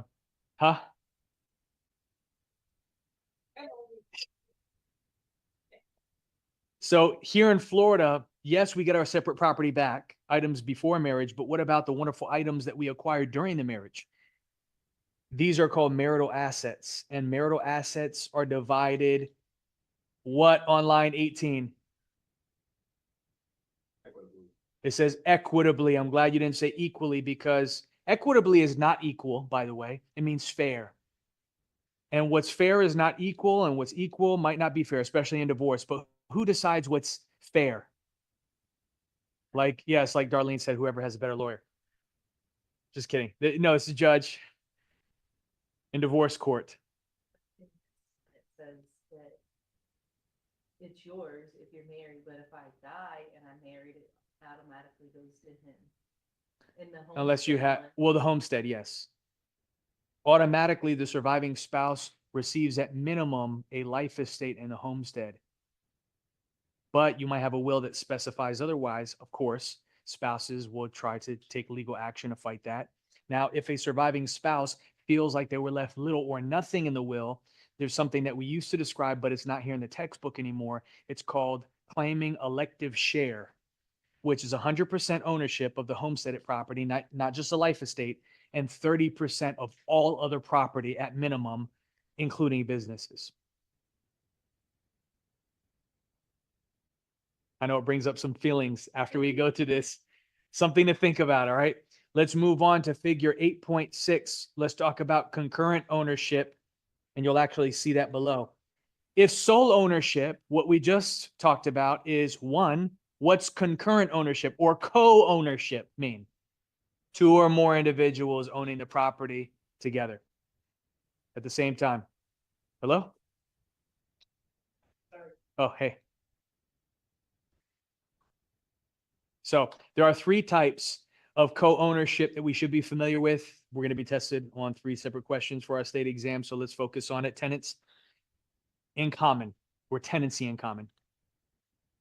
What's going to be consistent across the board is this: 2 or more people owning the property together. That's co-ownership, right? And it's for the property as a whole. It's not divided. Like you own the west wing of the property, I own the east wing. Undivided possession. But this is where it starts changing. When it comes to tenants in common, how is it different from the other two? Each person can have equal or unequal percentages of ownership, which means you can become owners at the same time or at different times, and you can all be on the same deed or different deeds. So I'll give an example. If you look up here, I'll make it simple for you guys just for reference. We're all tenants in common for this office building. Each of us can have different percentages. You can have 5%, you can have 3%, I can have 4%, whatever the case may be. But if I pass away with my 4%, what happens to my share of ownership? It's right here in front of us. Legal heirs will what? Will inherit. So whoever my legal heirs are, my lineal descendants, they will inherit my share of ownership, or whoever I specify in my will, that legal document that says I'm going to leave my property to X individuals. What the other two have that this one does not have is the right of survivorship. So that is when some of you mention, oh, it's going to go to the surviving owners, evenly distributed among the surviving owners. That's called right of survivorship, but that doesn't exist here. It would go to, if I pass away, it goes to my legal heirs, not any of you. Now, how does that differ from a joint tenancy? I'm going to skip over. So go to joint tenancy. Each person now with a joint tenancy has to have what? Equal percentages. So if you look up here, imagine we're all joint tenants for this office building now, no longer tenants in common. So each of us now have to have the same exact percentage, which means we have to become owners at the same what? Time. That's the only way to do the math properly, correct? You have to know how many total people are the owners to give each person the same amount. And you'll see that next, don't you? And we're going to be on the same deed for that reason. But what makes this different is this includes the right of survivorship. So once again, we're all joint tenants. I pass away. What happens to my percentage now? It gets divided equally among the surviving joint tenants. That's how this works. And you're probably wondering, okay, well, what if everybody passes away? Well, whoever the sole survivor is, they will eventually have fee simple ownership. No longer co-ownership, just fee simple, sole ownership by themselves. I want you to see a feature on page 189. Go to page 189. And on line 20. Page 189, line 20.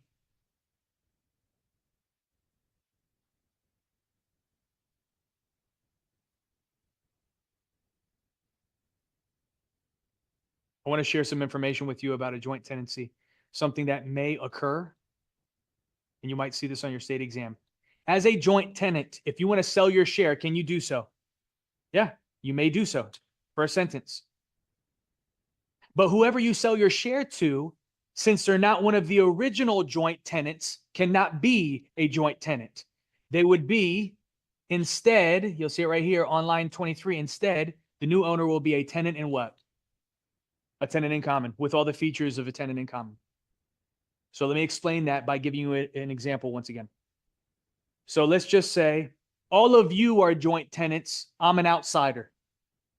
But Melissa, she takes her share, she sells it to me. Can she do that as a joint tenant? We just read that.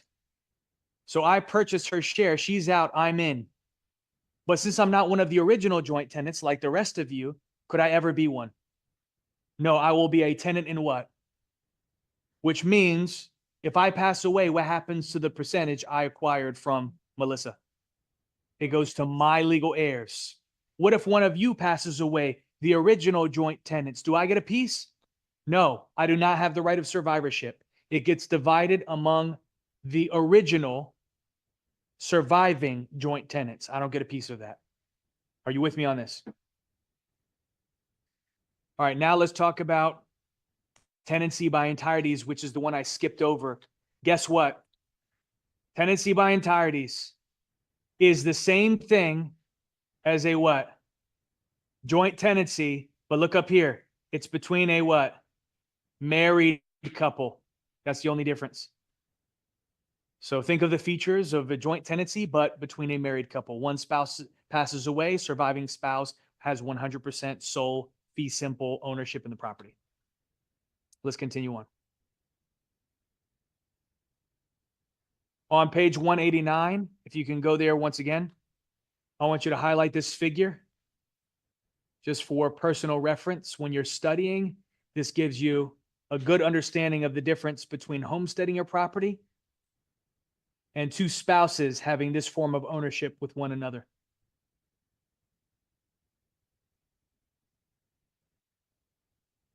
Look, homestead protects non-owning surviving spouse. When you create a tenancy by entireties between two spouses, protects the owning surviving spouse. So it's a good reference. Let's move on. We're almost done with this unit. The last subject for this unit, yes, our last subject on page 191, if I can get your focus here, we're almost done here. Co-ops, condos, and time sharing.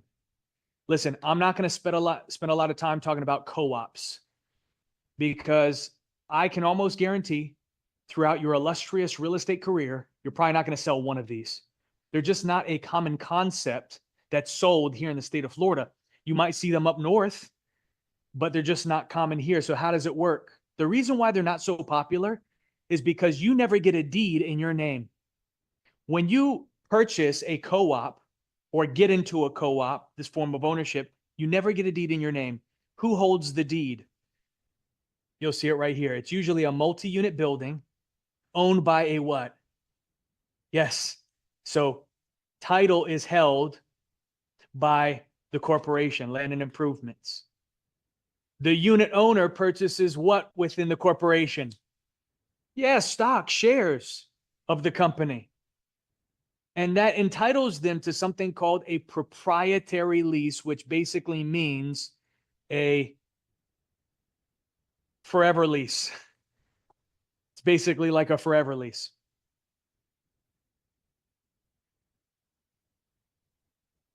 Which gives you the right to occupy as long as you pay your dues, because they're going to charge you monthly dues like association dues and so forth. You pay your property taxes. They're still going to charge you property taxes, even though the deed is not in your name. Interesting. So they divide it between all the unit owners or stock owners who have this proprietary lease. And the way that you liquidate this property is by selling your shares, selling your stock. I think you'll see that here somewhere. Transfer, ownership, accomplished by selling your stock. Any questions about that? You can kind of see why this is not popular.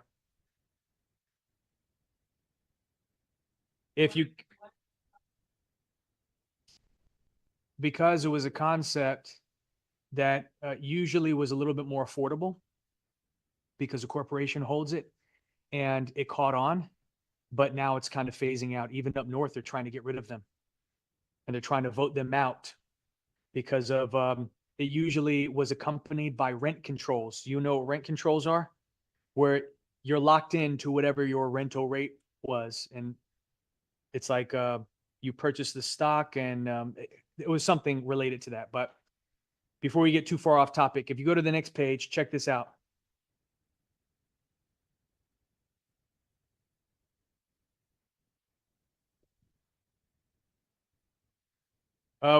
Yesterday, I believe it was yesterday, we talked about the buyer's right to cancel the sale contract and get their deposit back, no questions asked. Do you remember that?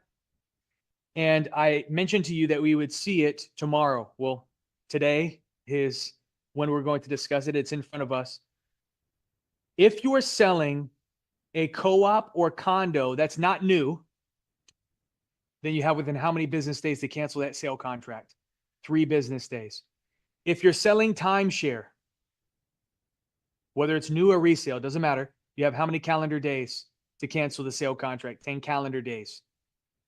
And if you're selling a new co-op or condo, it's how many calendar days? 15. And what's an indication that it's new? Look right here. It's sold by a what? Developer. That's the key word to help you identify whether it's new or not. If it says developer, that's who you're purchasing from, you can assume it's new and you can assume it's 15 calendar days. We need to know this. You're going to be tested on it. So let's move on to condos. Condos are a very popular concept. They're all over a place. You can throw a rock and hit a condo complex. And traditionally, it's a more affordable type of ownership, at least initially, right? Because condos historically are less expensive than a single family house.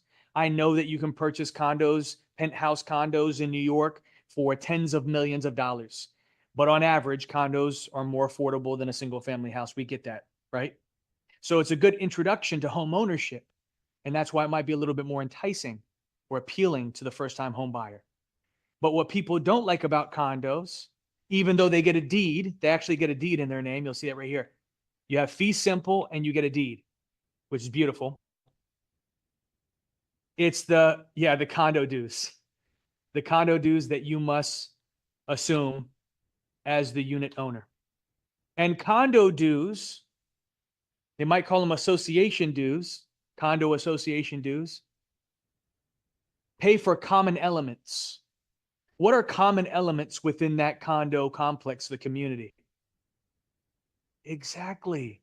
All the amenities, landscaping, the roofs, the walls, the elevator shafts, the stairwells, all of these things are common elements, and all of the owners, they share in that expense, the upkeep, the repairs, the maintenance of that condo complex. And nowadays, I don't know if you have been seeing what's going on in Miami, South Florida, or the coastal properties with condo complexes. Condo dues are going through the roof. And with insurance right now, it's crazy because hurricanes, a lot of insurance companies are exiting Florida because they don't want to insure properties in Florida anymore. They don't want to deal with hurricane damage. So now there's less companies and they jack up their prices. And who has to absorb all that cost? All of the condo owners within that community, because it's evenly distributed.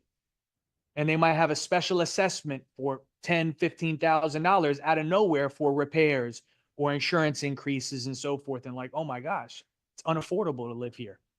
I want you to look on the news and see more information about this. It's really intriguing. And even right now, Miami is struggling so much. If you have a condo, you're trying to sell it, good luck. Unless you drop the price significantly. Probably take 40, 50% off the price, whatever you think market value is. So common elements are what you're going to be responsible for, and property taxes. Look, property taxes are levied against unit owners.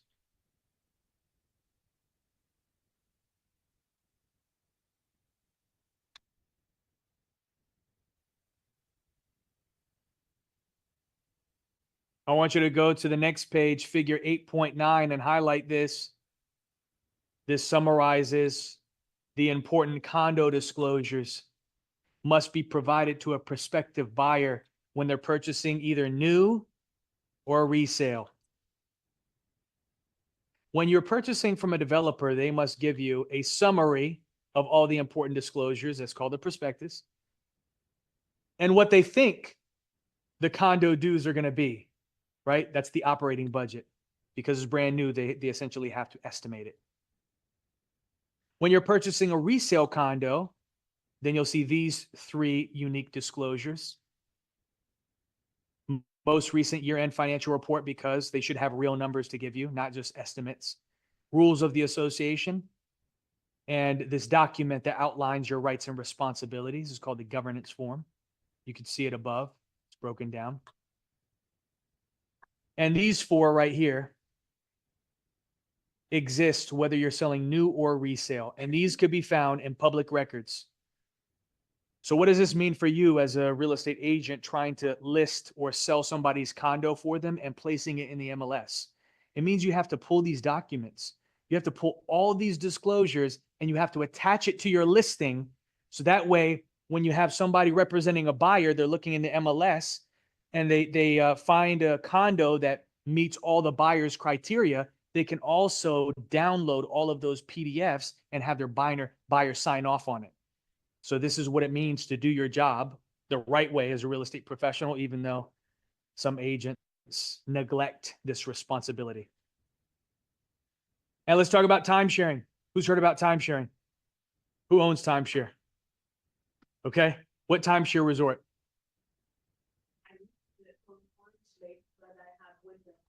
Okay.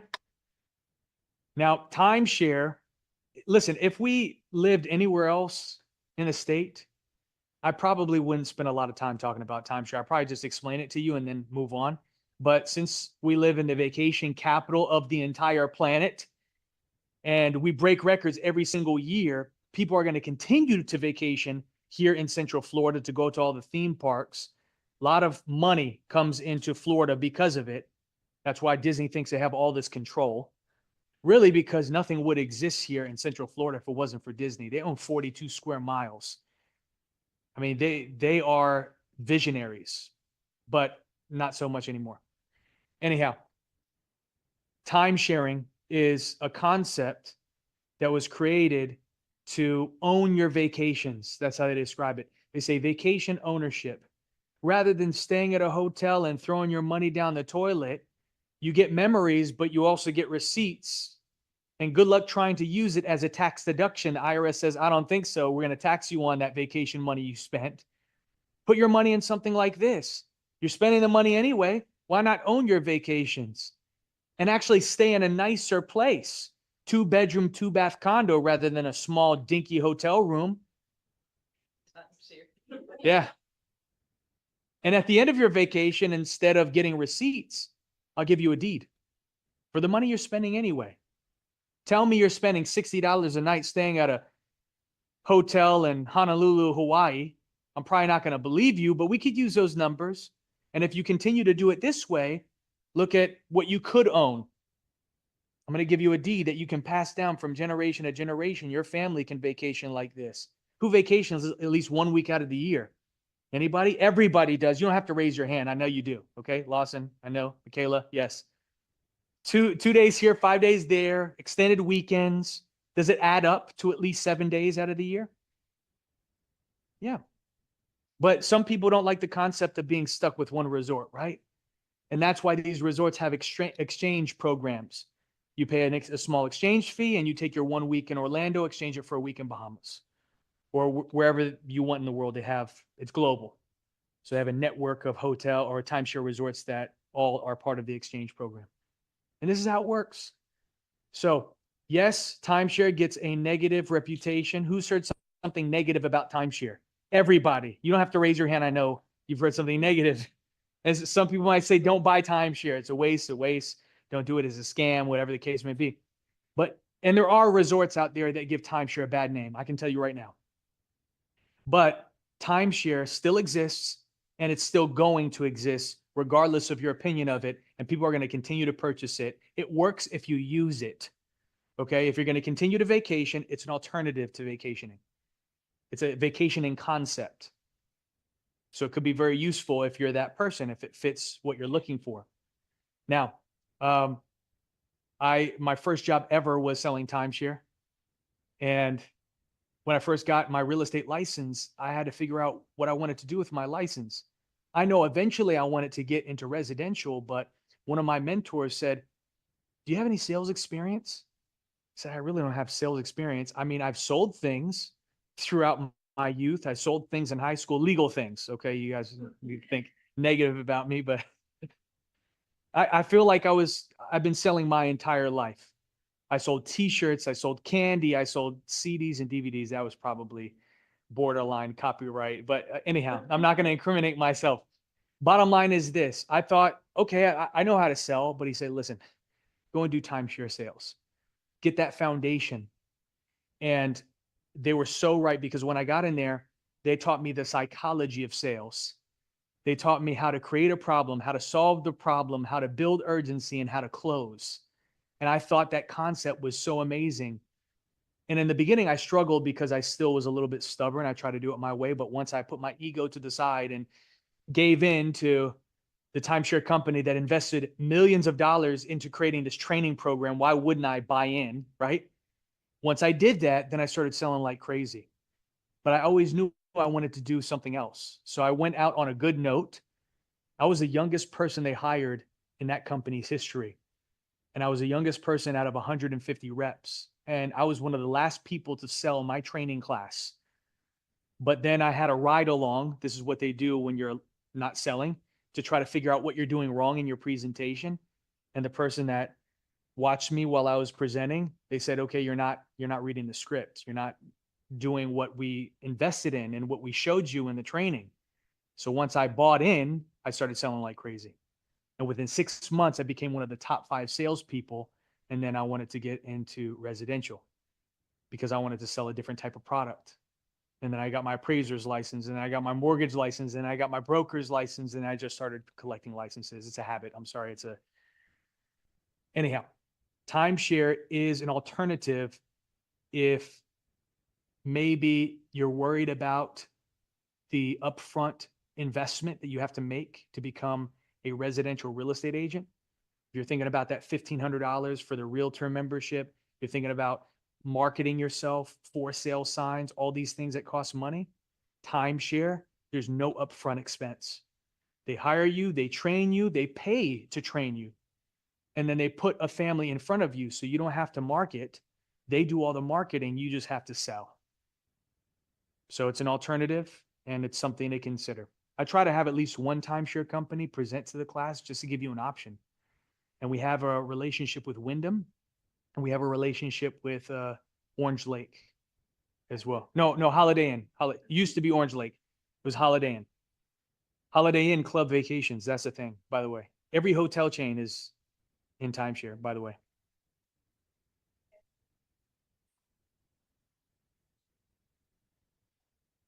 With the resort, with your employer? Yeah, absolutely. Why? You seem sad by that. Oh. No, okay. I don't know what you're trying to accomplish, but it's interesting.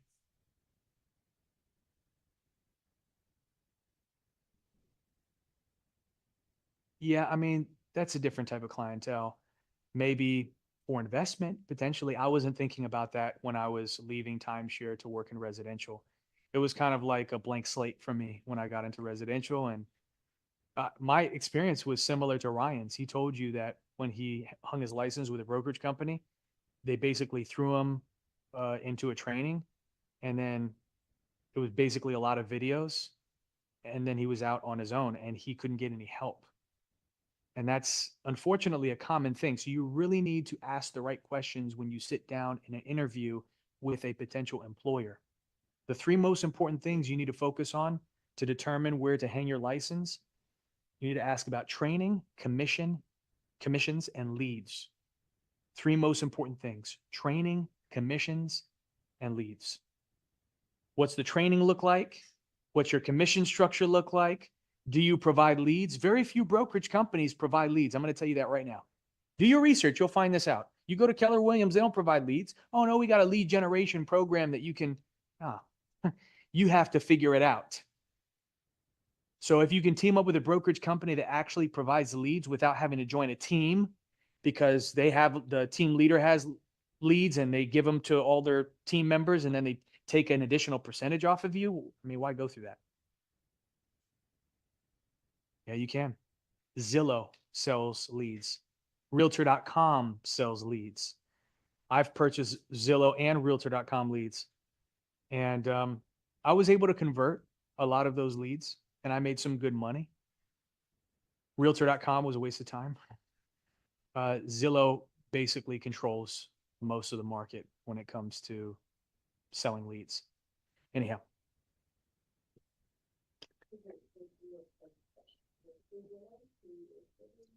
Zillow does provide opportunities. I don't know what that looks like, but you can do research on this. I think even Open Door, they do something as well. They might hire. You know what Open Door is? Open Door is that company. They make people cash offers. They basically buy it and then relist it for more money. And they team up with local agents. So it is possible. Go to page 195 and then we'll take a break. Actually, page 196. Page 196. There's two types of timeshare ownership that exists. Interval, which is similar to a fee simple estate. You know what fee simple is, right? Absolute, complete ownership forever. So if you purchase a timeshare that has interval ownership, it means that you can pass it down from generation to generation and so forth. Right to use is like what Disney sells. Disney will sell you a 40-year timeshare. And then after 40 years, you have to give it back to Disney. Any questions? What would be the point of doing a right to use? Only for your own benefit? If you see the value. Okay. Like my timeshare in Cancun is 40 years. And after 40 years, I have to give it back to the Royal Sands. Disney, they choose to sell a 40-year timeshare. And people buy it. People buy it like crazy. Yeah. I mean, people are absolute mad over Disney and everything that they sell. So yeah, Disney adults, you've heard of that, right? I think there's like a whole channel dedicated towards Disney adults. Anyhow, let's take a break. I want you guys to be back at 7:20. 7:20. See you guys.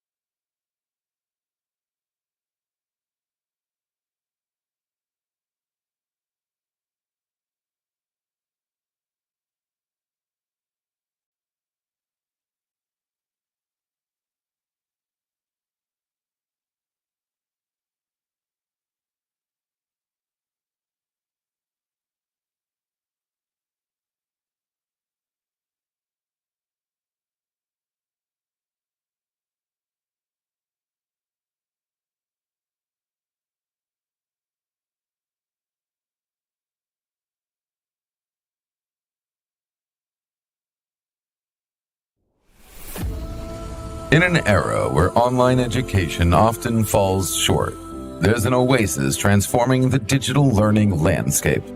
Welcome to Cameron Academy. With our AI-powered platform, we're not just changing the game, we're rewriting the rules. At Cameron Academy, we're not just elevating education, we're lifting learners to new heights. Our comprehensive video lessons and AI tutors simplify complex real estate concepts. At Cameron Academy, we do more than prepare you for your exams. We equip you with the essential knowledge for a successful career in real estate. Break away from the traditional. Think computerized exams, a convenient study app at your fingertips, and AI support. But wait, that's not all. live chat support when you need it, AI-driven text-to-speech content, your own personal AI tutor, and instant online certifications. This isn't just education. This is the future. We're reimagining what it means to ascend to success in the real estate industry. Choose Cameron Academy, the oasis of innovative learning. Your journey to success starts here.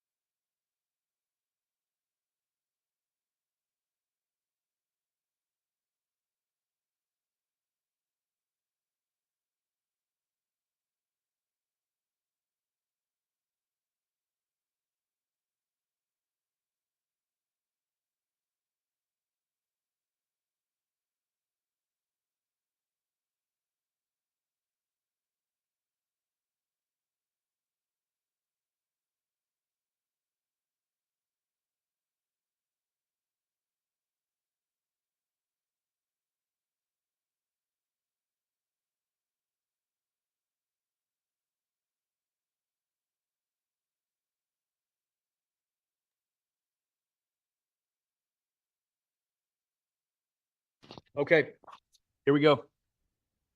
Unit 7. Unit 7 is one of those straightforward units. It's not complex whatsoever. We see federal and state laws pertaining to real estate, but mainly this unit is pertaining to prejudice, discrimination within the housing industry. And when it comes to those things, just don't do it. It's as simple as that. So are we done with Unit 7? There's details we need to know about, actually some important dates. And if you remember from earlier in this course, I mentioned to you that there's a total of 6 important dates that you need to know for exam purposes. You learned 2 of those 6 already, 1923. What happened in 1923? Yeah, Chapter 475, the Florida Statutes was created. Florida Real Estate License Law. 2 years later, 1925, they created who? FREC. To do what? To enforce, administer, and enforce the law. In this unit, we're going to learn the last 4 of those total 6 important dates, including what's on page 153, the first page of this unit. At the bottom, Civil Rights Act of what? There's a date. When you hear this date, maybe a few things pop in your mind because America, we have an unfortunate past. Emancipation Proclamation, the right for every free man to own real property, no matter what race you come from. So we'll see that here. Prohibits discrimination strictly on the basis of what? On race. In a real estate transaction, sale or rental, without exception. And yes, it's still in force today. So if you have a question on your exam that's talking about discrimination based on race and race only, what date are we referring to? 18 what? Thank you. But it wasn't until 1964 in which we ended racial what? Segregation. So how foolish to believe that we could be separate yet equal, because 1866 prohibited discrimination based on race, but we still had segregation, which is a form of racism, isn't it? If you're not of a particular race, then you have to go there and you have to go there. Separate schools, separate churches, separate accommodations. You'll see it all here. Facilities of public dwelling. All of this is relevant. And luckily that ended 1964. Martin Luther King, I had a dream. That whole movement brought an end to racial segregation. Thank God. But it wasn't until 4 years later, Civil Rights Act of what? 1968 was created, and the Fair Housing Act contained within it for our business, for our industry, to protect against discrimination, not just based on race, which was specifically for 1866, but we added additional protected classes because you know that there's more than just race that people discriminate against, correct? So if you continue on to the next page, there is a list on page 155. This was just added 2021. Sexual orientation, gender identity. But the core 7 are located within this figure. Race, color, religion, sex, male, female, or now other, disability, familial status, like families with children and so forth, and nationality, what country you come from, which still is kind of a gray area because there are laws here in the state of Florida that prohibit individuals from certain countries to buy property, have ownership in property here in Florida. I don't know if you're familiar with this. Are you? Even in other states, prohibits individuals with certain nationalities from buying farmland or land next to military facilities and so forth. I don't know if you're aware of that, but it's a real thing. You should look it up.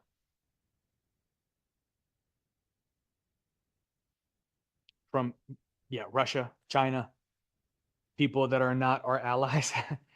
So here it is. On your exam, if you have a question that's talking about race and race only, what date are we referring to? 1866.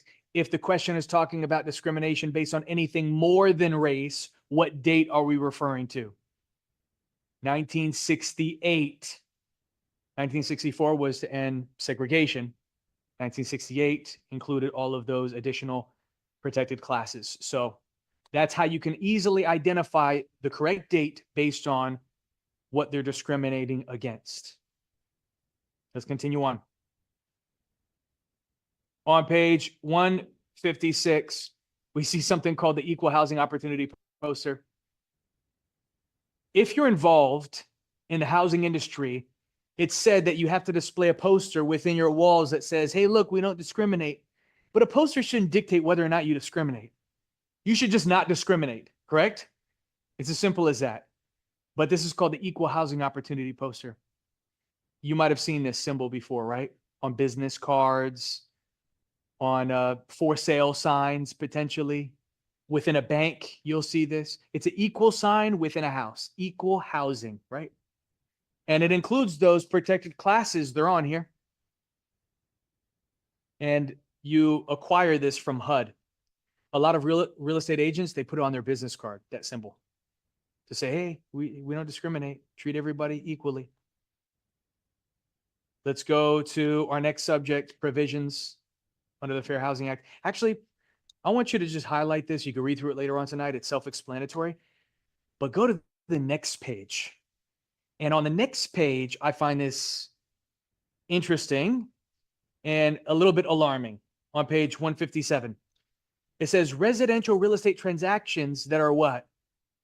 Exempted under the Fair Housing Act. So what does that mean, Michael? That based on these transactions, you can still somewhat discriminate? Well, kind of, yeah.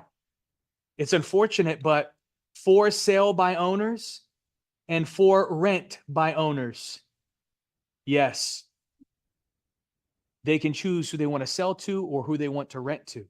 But if you can prove that your race jeopardized whether or not you got it, remember, the Civil Rights Act of 1866, specifically focusing on discrimination based on race, is still enforced today, and it has no exception.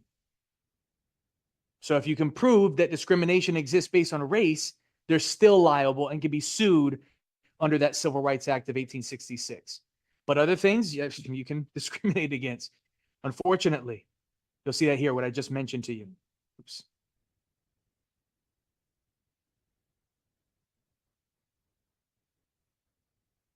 And there is something that was not included on that list of protected classes that you could still discriminate against.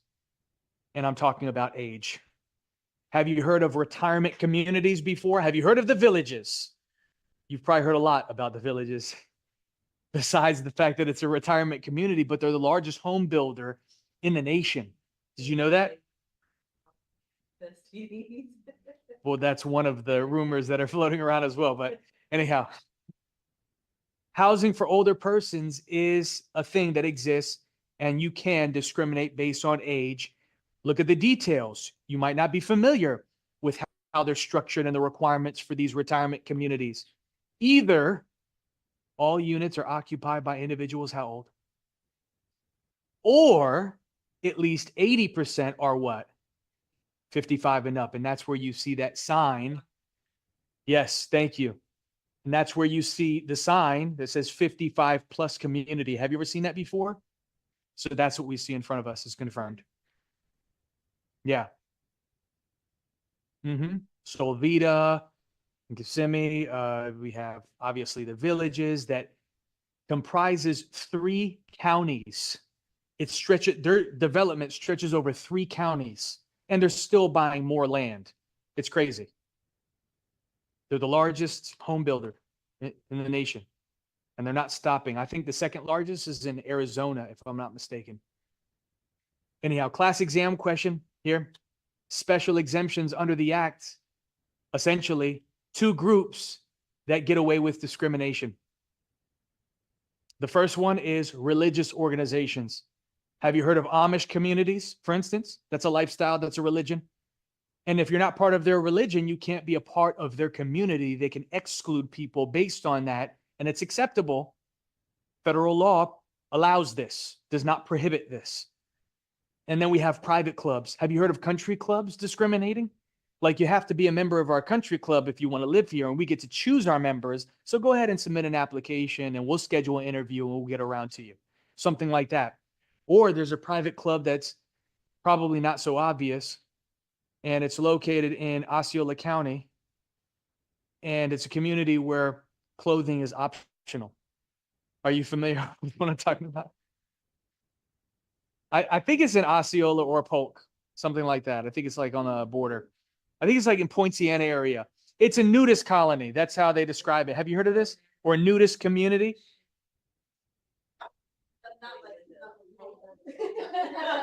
What was that?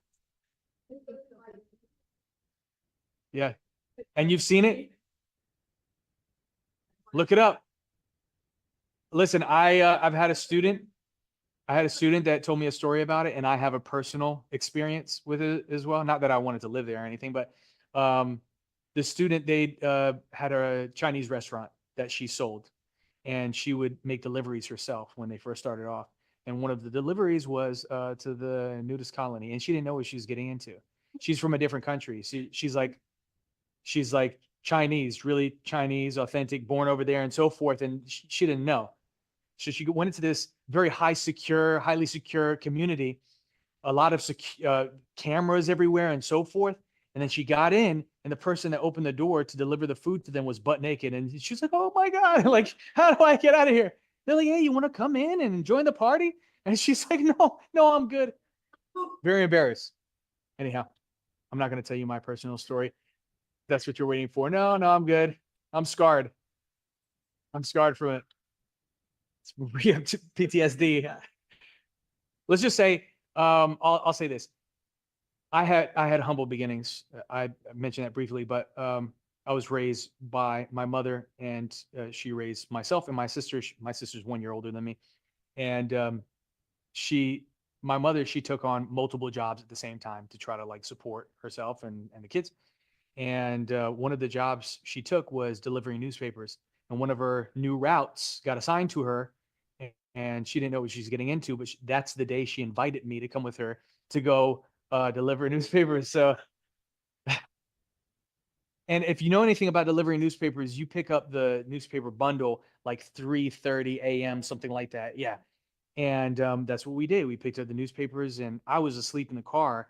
And I think she told me later she was praying that I would never wake up and just like stay asleep in the car while she was making her rounds in the community. But I woke up and I looked out the window and I saw a quick flash passed by a window. And it was an older gentleman basically wearing a bicycle, if you know what I'm talking about. Okay. You could not see the seat. Let's just say that. And I thought I was imagining things. I thought, like I'm just waking up. So then I look in the distance. It's still early in the morning. It's like 5, 6 a.m., something like that. And there's a couple that is playing tennis. And they were playing all kind of balls, swinging tennis balls, of course. Anyhow, it was scarring. It was definitely scarring. All right, so let's move on before I start crying. Next, we see types of discrimination. There are activities that are classified as discrimination. You should be aware of them. Identify them, be able to report them. We'll talk about reporting in just a moment, but the first one is, simply put, it's called steering. I'm going to go through the most important ones with you guys. Steering is easy to remember because it's where you literally steer somebody to a neighborhood where you think they should be, or divert them away from a neighborhood where you think they should not be based on race, color, religion, one of those protected classes. Obviously, it's illegal, but I've had students in the past, don't judge them, but they say, okay, well, what if you have the right intentions? You're probably thinking, how could somebody have the right intentions if they're discriminating and taking them to a specific community based on something? Maybe they thought they were going to feel more comfortable. People are naive like this. And then sometimes people might instruct you. What if they ask you, hey, I want to live in a majority community, white community, black community, Hispanic community, people that are from Brazil, right? Or from a particular country. I want you to take me to those communities because that's where I feel most comfortable. How can I tell them that that's wrong for them to think that as a buyer, but I know it's illegal and it's discrimination? I can't be involved in that. If they want to, they can do their own what? But I'm going to tell you right now, if they're asking you to find them a community that's based on race, you should not be working with that person, okay? I'm going to tell you right now, you don't want to work with racist people because you might try to ignore their racism and try to do the best job possible. And maybe they're happy with your performance. And maybe they start referring other people to you. Other racist people. And then you're going to become the racist realtor. So don't do that. Stay away from it. Don't touch it with a 10-foot pole. And next we see blockbusting. Blockbusting is interesting. This is where you spread rumors in a community to persuade people to sell or list their property with you. Maybe you go door knocking and you say, hey, listen, hey, homeowner, if you don't sell, this neighborhood is not going to look the same in the next 6 months to a year. Some undesirables are going to move in and your property values might fall. So you better sell right now before it's too late. This is illegal. Obviously you can't do that. So don't do it. That's the point. But it's called blockbusting. And to help you remember, at least what helped me remember, is where the real estate agent is busting up the block with their rumors. Does that make sense? They're busting up the block with their rumors. They're speculating on something and spreading negative rumors to persuade people to sell. Okay, you know what the block is, right? You know Jenny? Okay. Jenny from the Block? It's a song, whatever. Let's go to, I'm corny, just deal with it. Go to page 158. And we see redlining. The last of the three that I want to mention to you.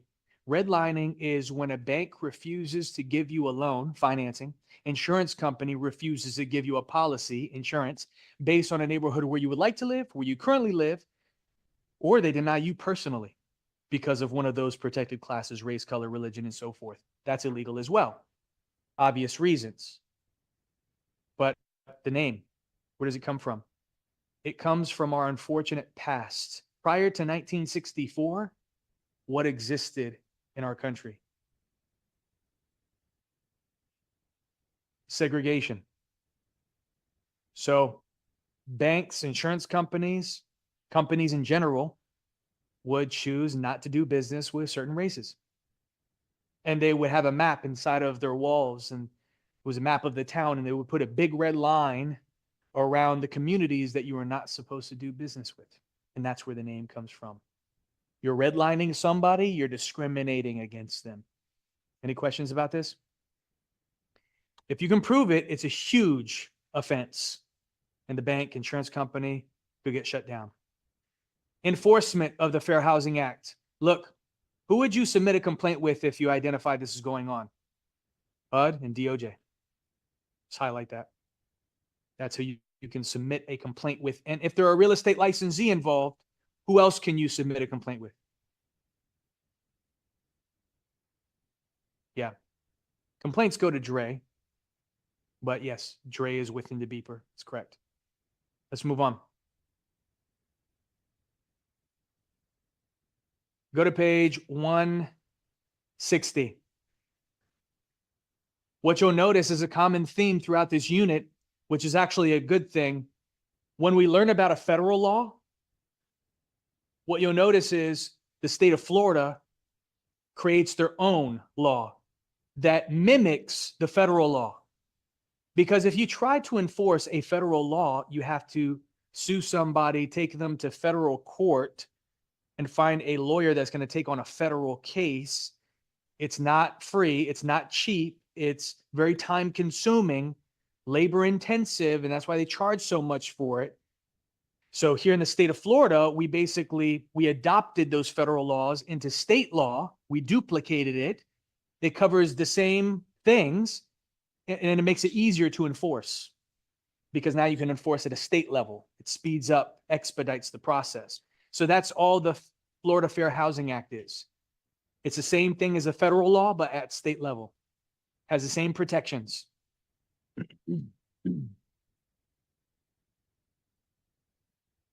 Let's continue on.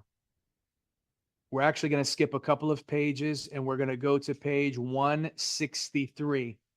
Page 163, line 3.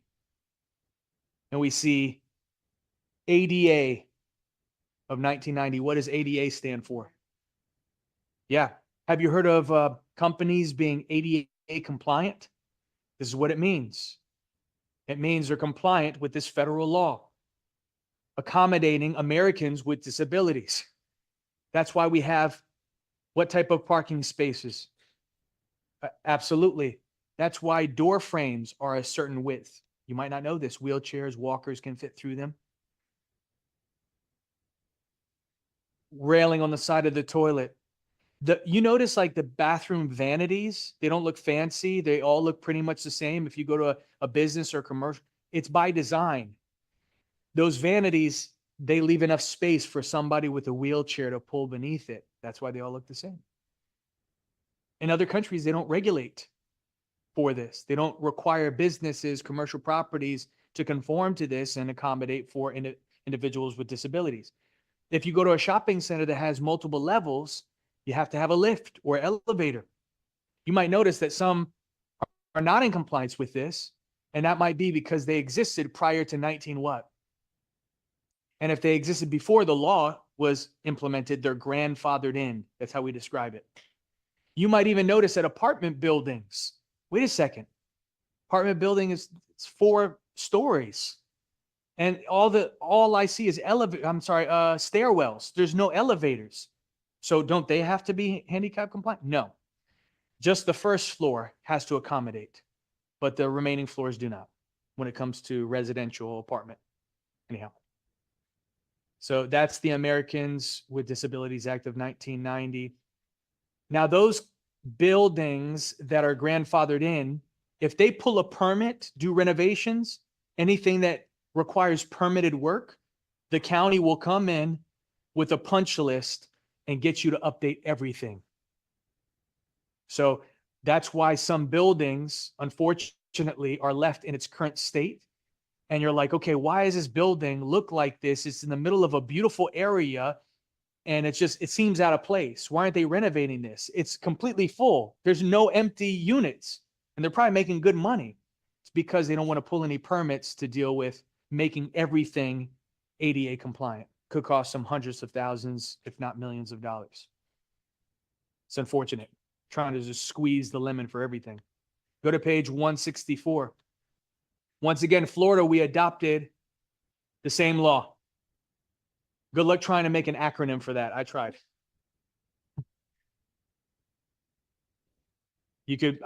Probably you can't even say it in one breath.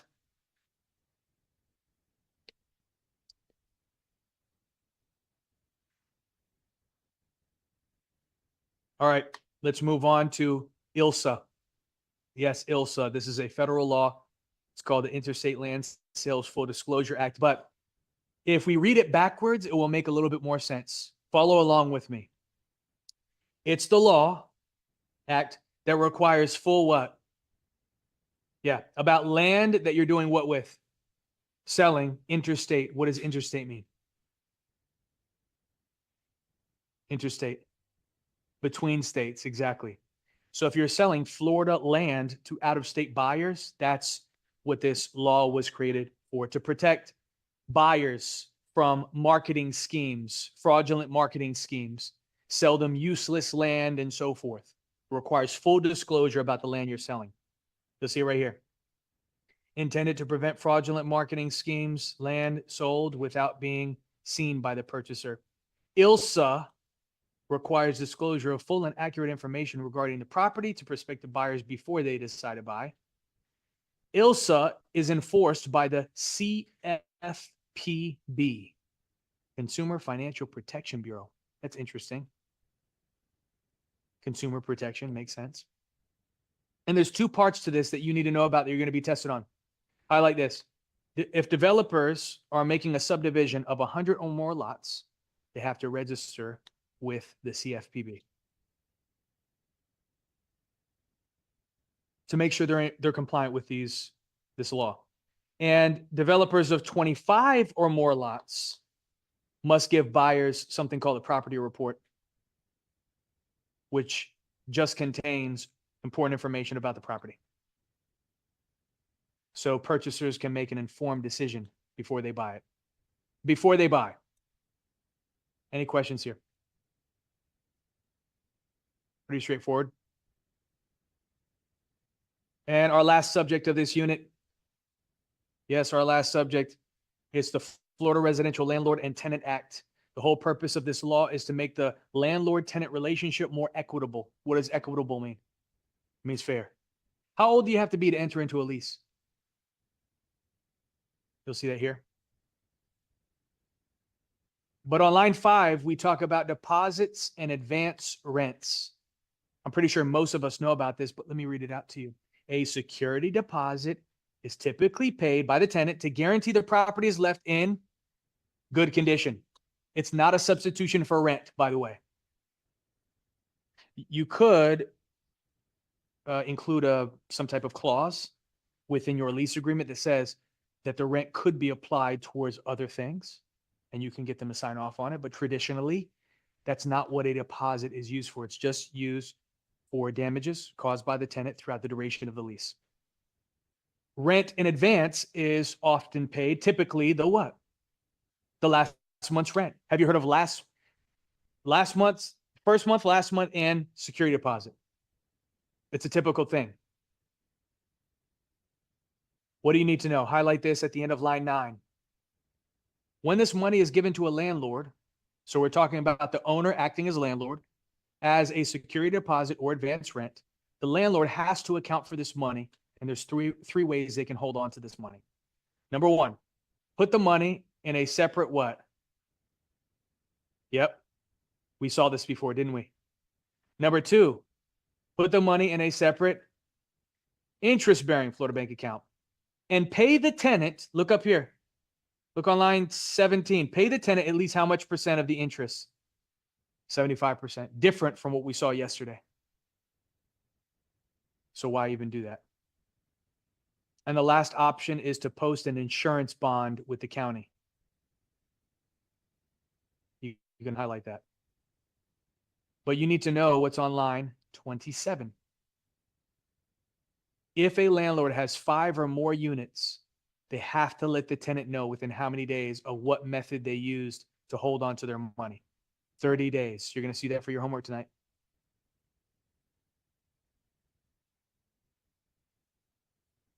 Okay. Some more fun facts about lease agreements. If you use a property management company, what you're tested on here is something we already saw yesterday. We already discussed this yesterday. Do you remember the time period as a real estate agent, a sales associate, to turn the deposit over to your employer? No later than by the end of the next business day. And you'll see that right here. It says sales associates that collect this money. Oh, that's right. Actually, you're right here. Must turn it over to their employer by the end of the next business day. Didn't we discuss that already? Okay. And what you're tested on for question 46 is the broker. The broker must put that money in the escrow account no later than by the end of the what? Exactly. It's the same thing we already talked about. Any questions here? When the broker sets up the escrow account for property management, how much can they use of personal or operating funds to set up and maintain the account? No more than $5,000. Do you remember that from yesterday as well? Okay. Let's continue down to line 26.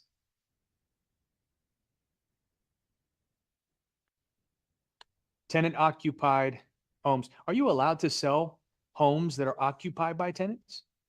Yeah. What was that? Yes, but the new owner has to hold out the lease. Potentially, yes. And it sometimes makes the property look more desirable, the fact that you have tenants paying and it's income producing property at that point. It's cash flowing. So as soon as you buy it, you're receiving this monthly income, which could be nice for an investor. The property that I'm selling in Cocoa, it has a tenant in place, and they're in place until December 2025. So I have it listed for sale, and if an investor wants to buy it, great. Otherwise, I'm going to collect that monthly income. So you could do this to make the property look more desirable depending on the market. And you could potentially charge more for the property because of it, but that's a different story. What do you need to know?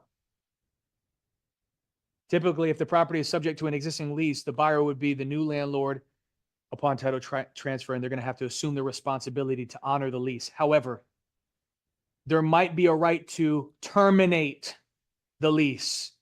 If you look at a standard lease agreement, there's a stipulation that says if this property is sold, it would terminate the lease agreement.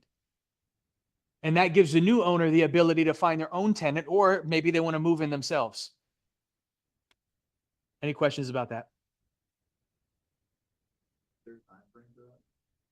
Or what specifically?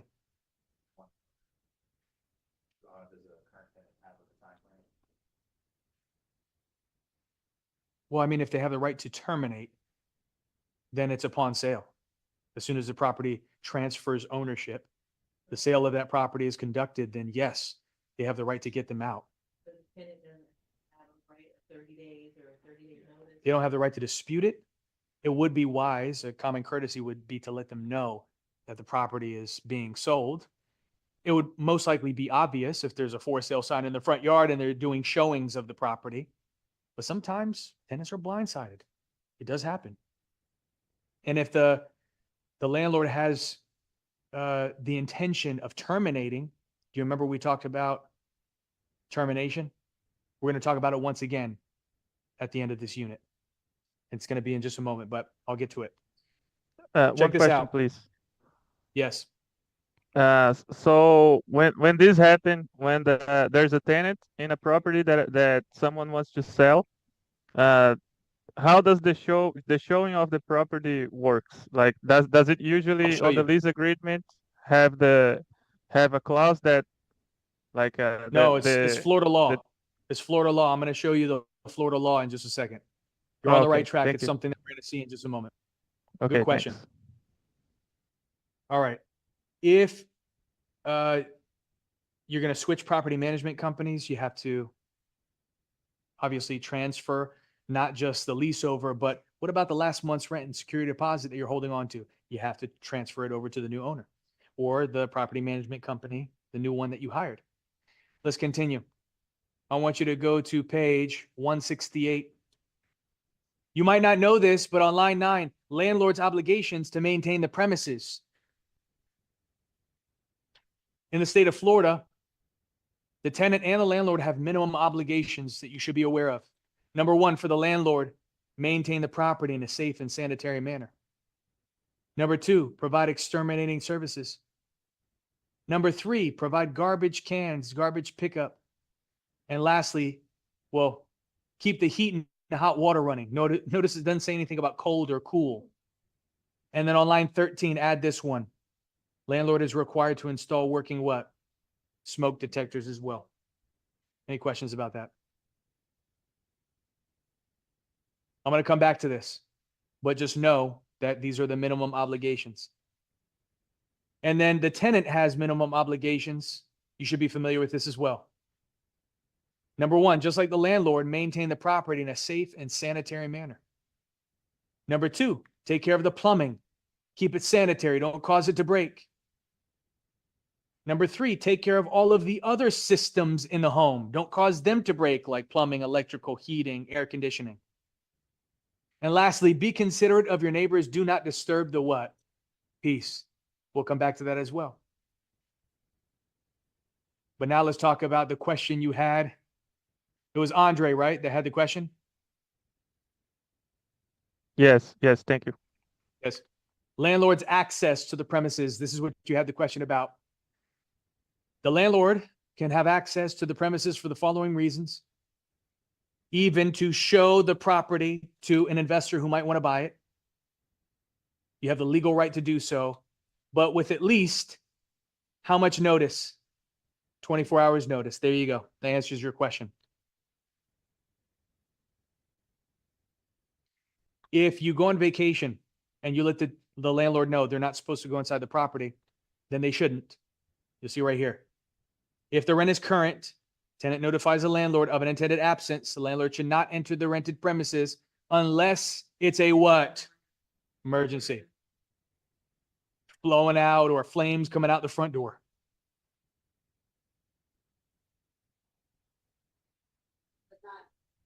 Not with 24 hours notice?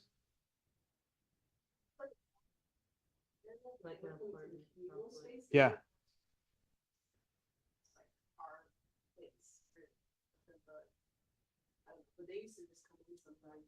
So you have like the bathroom inside of your residence, but everybody else was allowed to use your bathroom? Okay. Gotcha. Individually, but they have a common space, like the kitchen. Sounds like a sorority house or something. It's like that, so they rent it for a lot of money, so you're making money for like on for each. Oh yeah, I've seen that. Yeah.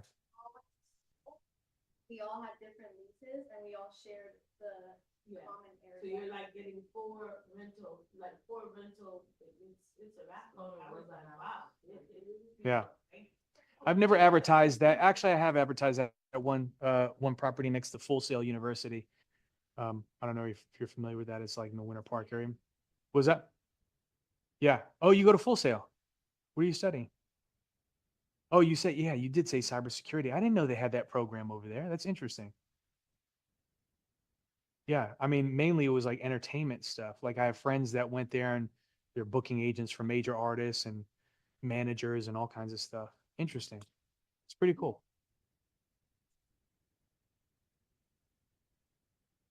And they're in violation. Well, you have the right to terminate. So I guess they listed it as, like, there was other rooms. Like That's a different story. That sounds like a different type of structure of agreement. Yeah. Yeah. You can tell them not to go in. You can stand your ground and say, you legally cannot do this. And if you do, there's going to be consequences. I can terminate. You can do other things as well that we're going to see in just a second. Check this out on page 169, vacating the premises. If the tenant wants to go to another location, they no longer want to be there at the end of the lease, the landlord has to return what to them? Security deposit within how many days? Yeah, but that's if there's no claims for that money. But there's always some type of, yeah, exactly. You got it. If there is an intention to claim all or a part of that deposit, it stretches a time period. Now they have within how many days? 30 days. Exactly. To let the tenant know what it is, how much it costs to repair or replace, and if they're going to claim all or a part of their money. Something interesting that a lot of people don't know about. Look what it says here. It says failure to give the tenant notice within 30 days forfeits the right to claim any of that deposit. So if it exceeds 30 days and you don't get any notice from the landlord, because listen, we're human, and somebody buys a property, they advertise it on Facebook or on Craigslist or whatever the case, they don't know what they're doing. And they don't know the laws that they have to comply with. And if they're not complying and the tenant knows, then they can enforce. Same thing, if the landlord knows, tenant doesn't know, the landlord is going to educate them and say, hey, listen, you have to do this. By law, you have to do it. Let's continue on. At the bottom of this page, line 24, we see termination of the rental agreement by, in this case, the what? Yeah, so we're assuming that the landlord is failing to comply.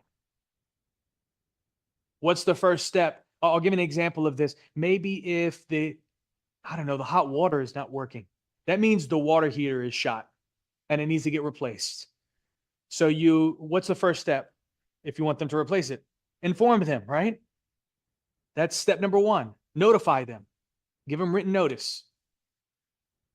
If they're not taking care of it, if they're still not in compliance, you can give them something called an official 7-day notice of non-compliance. Basically, they have within 7 days from that point to take steps towards resolution or fix the problem. What if 7 days passes, they don't do anything? Now, what do you have the right to do as a tenant? Do what with the lease? Starts with a T. Terminate. You'll see it right here. Now you might be thinking, okay, well, Michael, what if I don't want to terminate the lease? I just want the landlord to comply. I actually like the place. I just want them to fix the problems. That's what you see here. And this is mainly for personal reasons. Not that you're going to be tested on this, but you should know just for general knowledge. It says the tenant does not desire to terminate the rental agreement, but they want the landlord to comply. You can remain in occupancy. You can potentially withhold rent under certain conditions. You'll see it here. But now I want us to move on to termination of the rental agreement by who? So we're assuming that the tenant is not in compliance. And guess what? It's the same exact steps. Same exact steps. Read through that paragraph and you'll see the same steps. Step number 1, notify. Notify the tenant. So for instance, let's just say that the tenant is disturbing the peace. They're playing music at all times of the night. The neighbors are complaining. The landlord gives you a notice. That's the first step. Keep it down. It still continues. Then the landlord can give the tenant a 7-day notice of noncompliance. It continues beyond that. The landlord has a right to do what with the lease? Starts with a T. Terminate. You got it.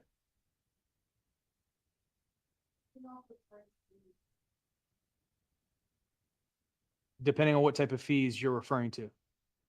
You charge late fees, but that's because your rent is late. Live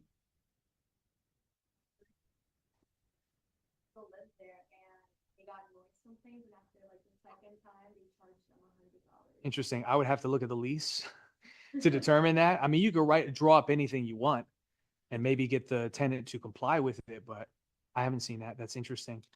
Maybe in apartment complexes is a common thing because they build it cheap, paper thin, and you can hear everything of your neighbors around you. So anyhow, I mean, properties are not built to last nowadays.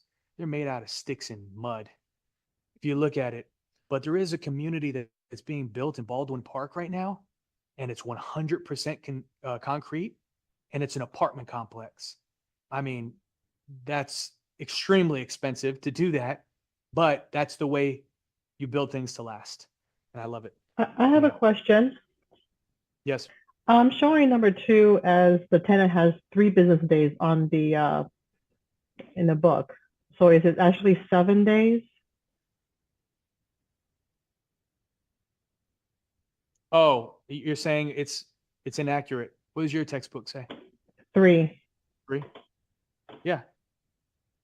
You're saying it says something different on your textbook? No, you were saying 7, the same as the landlord. Oh, it's right here. Look. Same 7 days is allowed for compliance by the tenants right here. Oh, compliance. Okay. Thank you. Yeah, no problem. I have a quick Okay. question. Yes, question. So say that a tenant destroys the property more than the security deposit, what happens then? You have to take legal action. You have to sue them. Okay. Yeah, you have to file a lawsuit against them. Okay. That's the way to get it. Good luck. I saw where somebody poured concrete down the pipes. I've seen that before. I've seen all kinds of crazy things. People rip out the toilets, throw crap on the walls, like literal crap on the walls. I've purchased so many properties that people went in and destroyed. Kids went in, had parties, completely destroyed it because they knew it was vacant. Yeah. I've seen people that it looks like they were spitting on the ground. It had carpet, and they tobacco chewers. Yeah, like dip, and they were spitting that on the ground, and there was a big puddle of it was disgusting. Anyhow, thank you for the visual, Michael. Here we go. The eviction process. So this is a little bit beyond what we were talking about. If the rent is not paying, or if the landlord terminates the lease because they're disturbing the peace, something like this, and the tenant doesn't get out willingly, then you have to file what? Eviction. Eviction usually occurs when rent is not being paid, and this is the process. Step number 1, you have to give the tenant a 3 business day notice of eviction. Essentially, In 3 business days, make your rent current or get out of the property. And you just print a paper out, put it on their door, you don't have to get that from the court. What's the ways that you can notify them? You can either hand deliver, you can certify mail, or you can post on the front door. And usually they post on the front door so all your neighbors can see what's going on. Thanks. It is what it is. Now, if it extends beyond the 3 business days, the rent is still not current, then they take legal action. They file the eviction, and then it will end up in court, county court. And if the judge finds in favor of the landlord, the tenant has 5 days to respond. Actually, it's notified in writing. Yeah. If they don't respond, no, okay. That's for the eviction. We're still not there yet. It's right here. If the tenant doesn't respond, and if a judgment is issued against them, then that tenant has to get out. And what you do is, all of this costs money, by the way. I don't know if you're familiar with that. None of this is free. You have to pay all these court fees and all these filing fees to evict somebody. It's not cheap. It's hundreds of dollars. And then on top of that, if they still won't get out, then how many months go by of you not collecting rent from them because you know they're not going to be paying?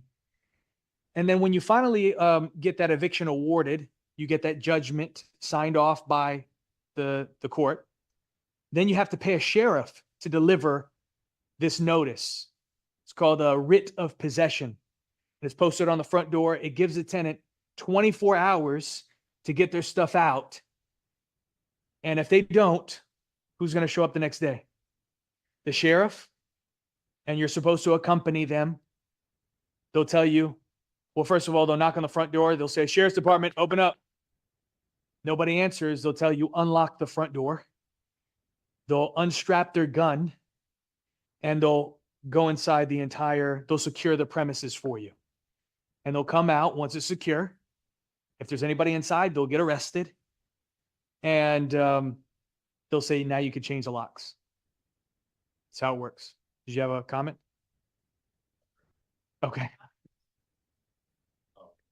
It depends on how slow the county moves, because every county is different on processing it.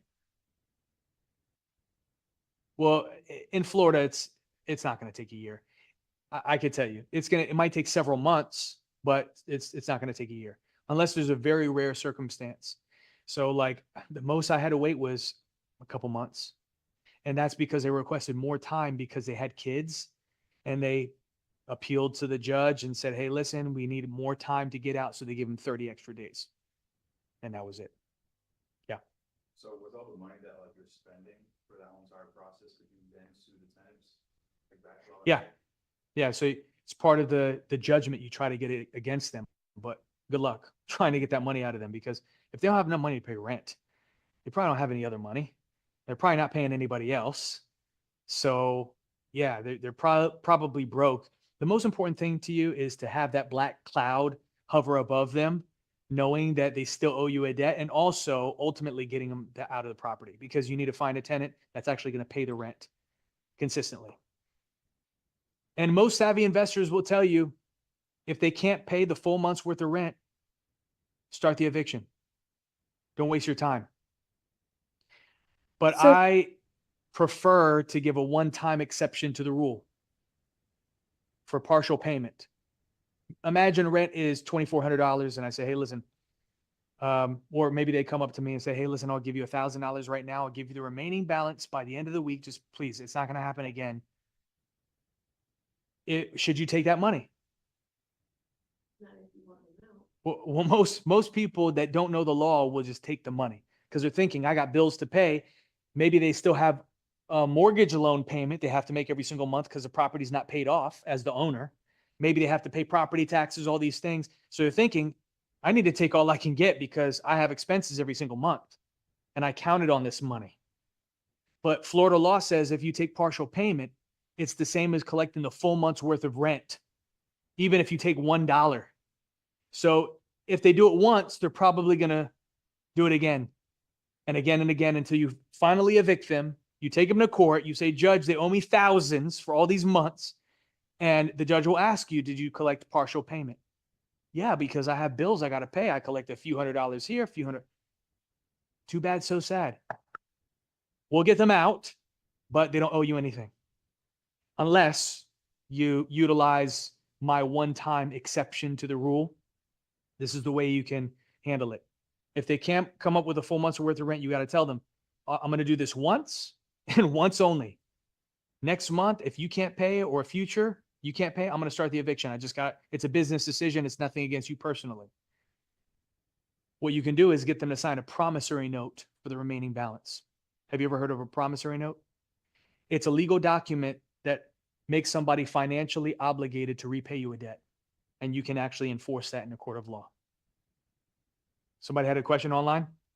Yeah, what you just said. So in a lease agreement, can I not just do that from the start? So no matter what, I would always get paid back? Or is that just when it comes Do what from the start? the what did you just say? It starts with a P. The promissory note? Yeah. Can you get them to sign a promissory note from the very beginning for the Yeah. full year's worth of rent? You could. I don't know any tenant that would sign that. Okay. So Because that's things happen. If you want to terminate the lease early, Florida law limits how much you can keep from them. You can charge them up to 2 months worth of rent if they try to terminate early. So then you have them on the hook for something that might conflict with that. I don't know how that would work out. so there's really not that much protection when it comes to landlord then. With More so than other states. I would say Florida, Texas, even Tennessee, maybe. We're more so landlord-friendly states versus tenant-friendly. Okay. Like New York, Massachusetts, California. It's madness over there. Tenants taking advantage of landlords not paying rent, not being able to evict them, get them out of the property for years. Like what you were talking about. That is not common here, but in other states, you might see that, especially during COVID. Yeah.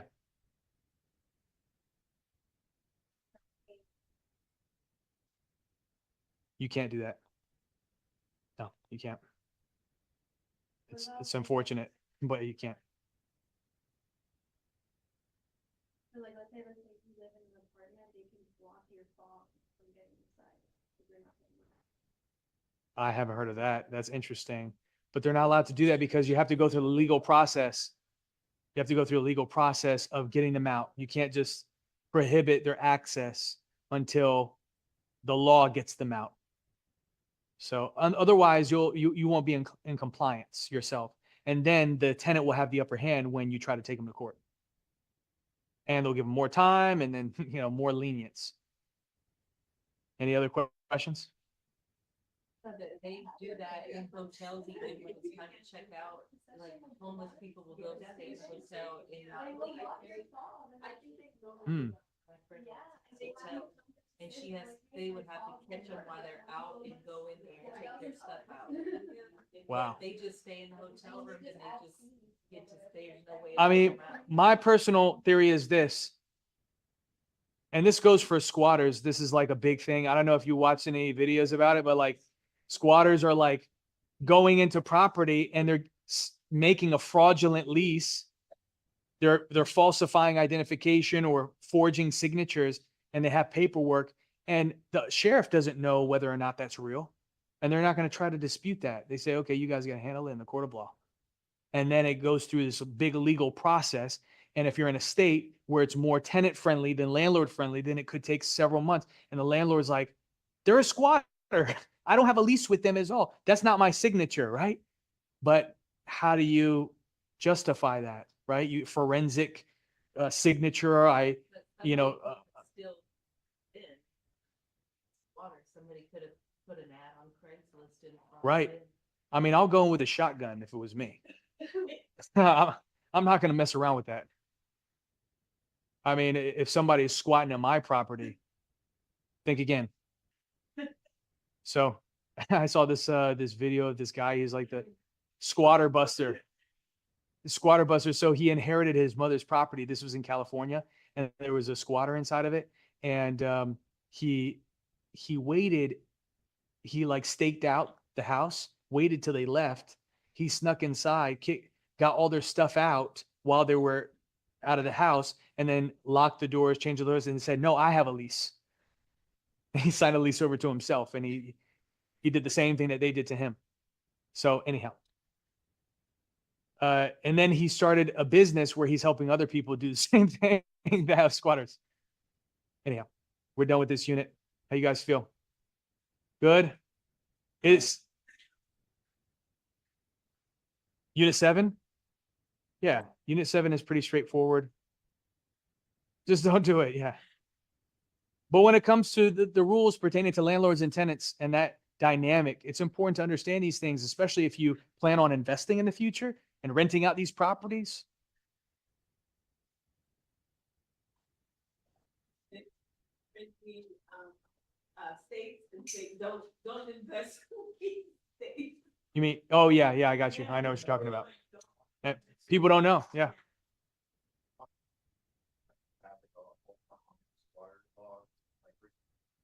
I don't know. I mean, that would be interesting if he did. I would like to see him. I love that, because here in the state of Florida, we're actually going to learn about squatters' rights. They don't call it squatters' rights. They call it adverse possession. And it's very interesting. That's going to be tomorrow, though. With that being said, we're actually done with our session.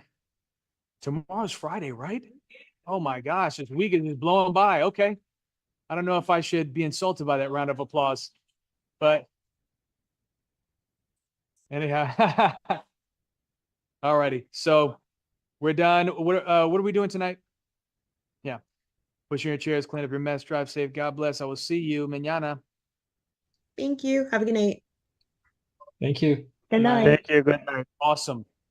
Is that already in effect though? Okay, I gotta look at it. Good night. Good night. Have you ever watched the movie 99? What is it?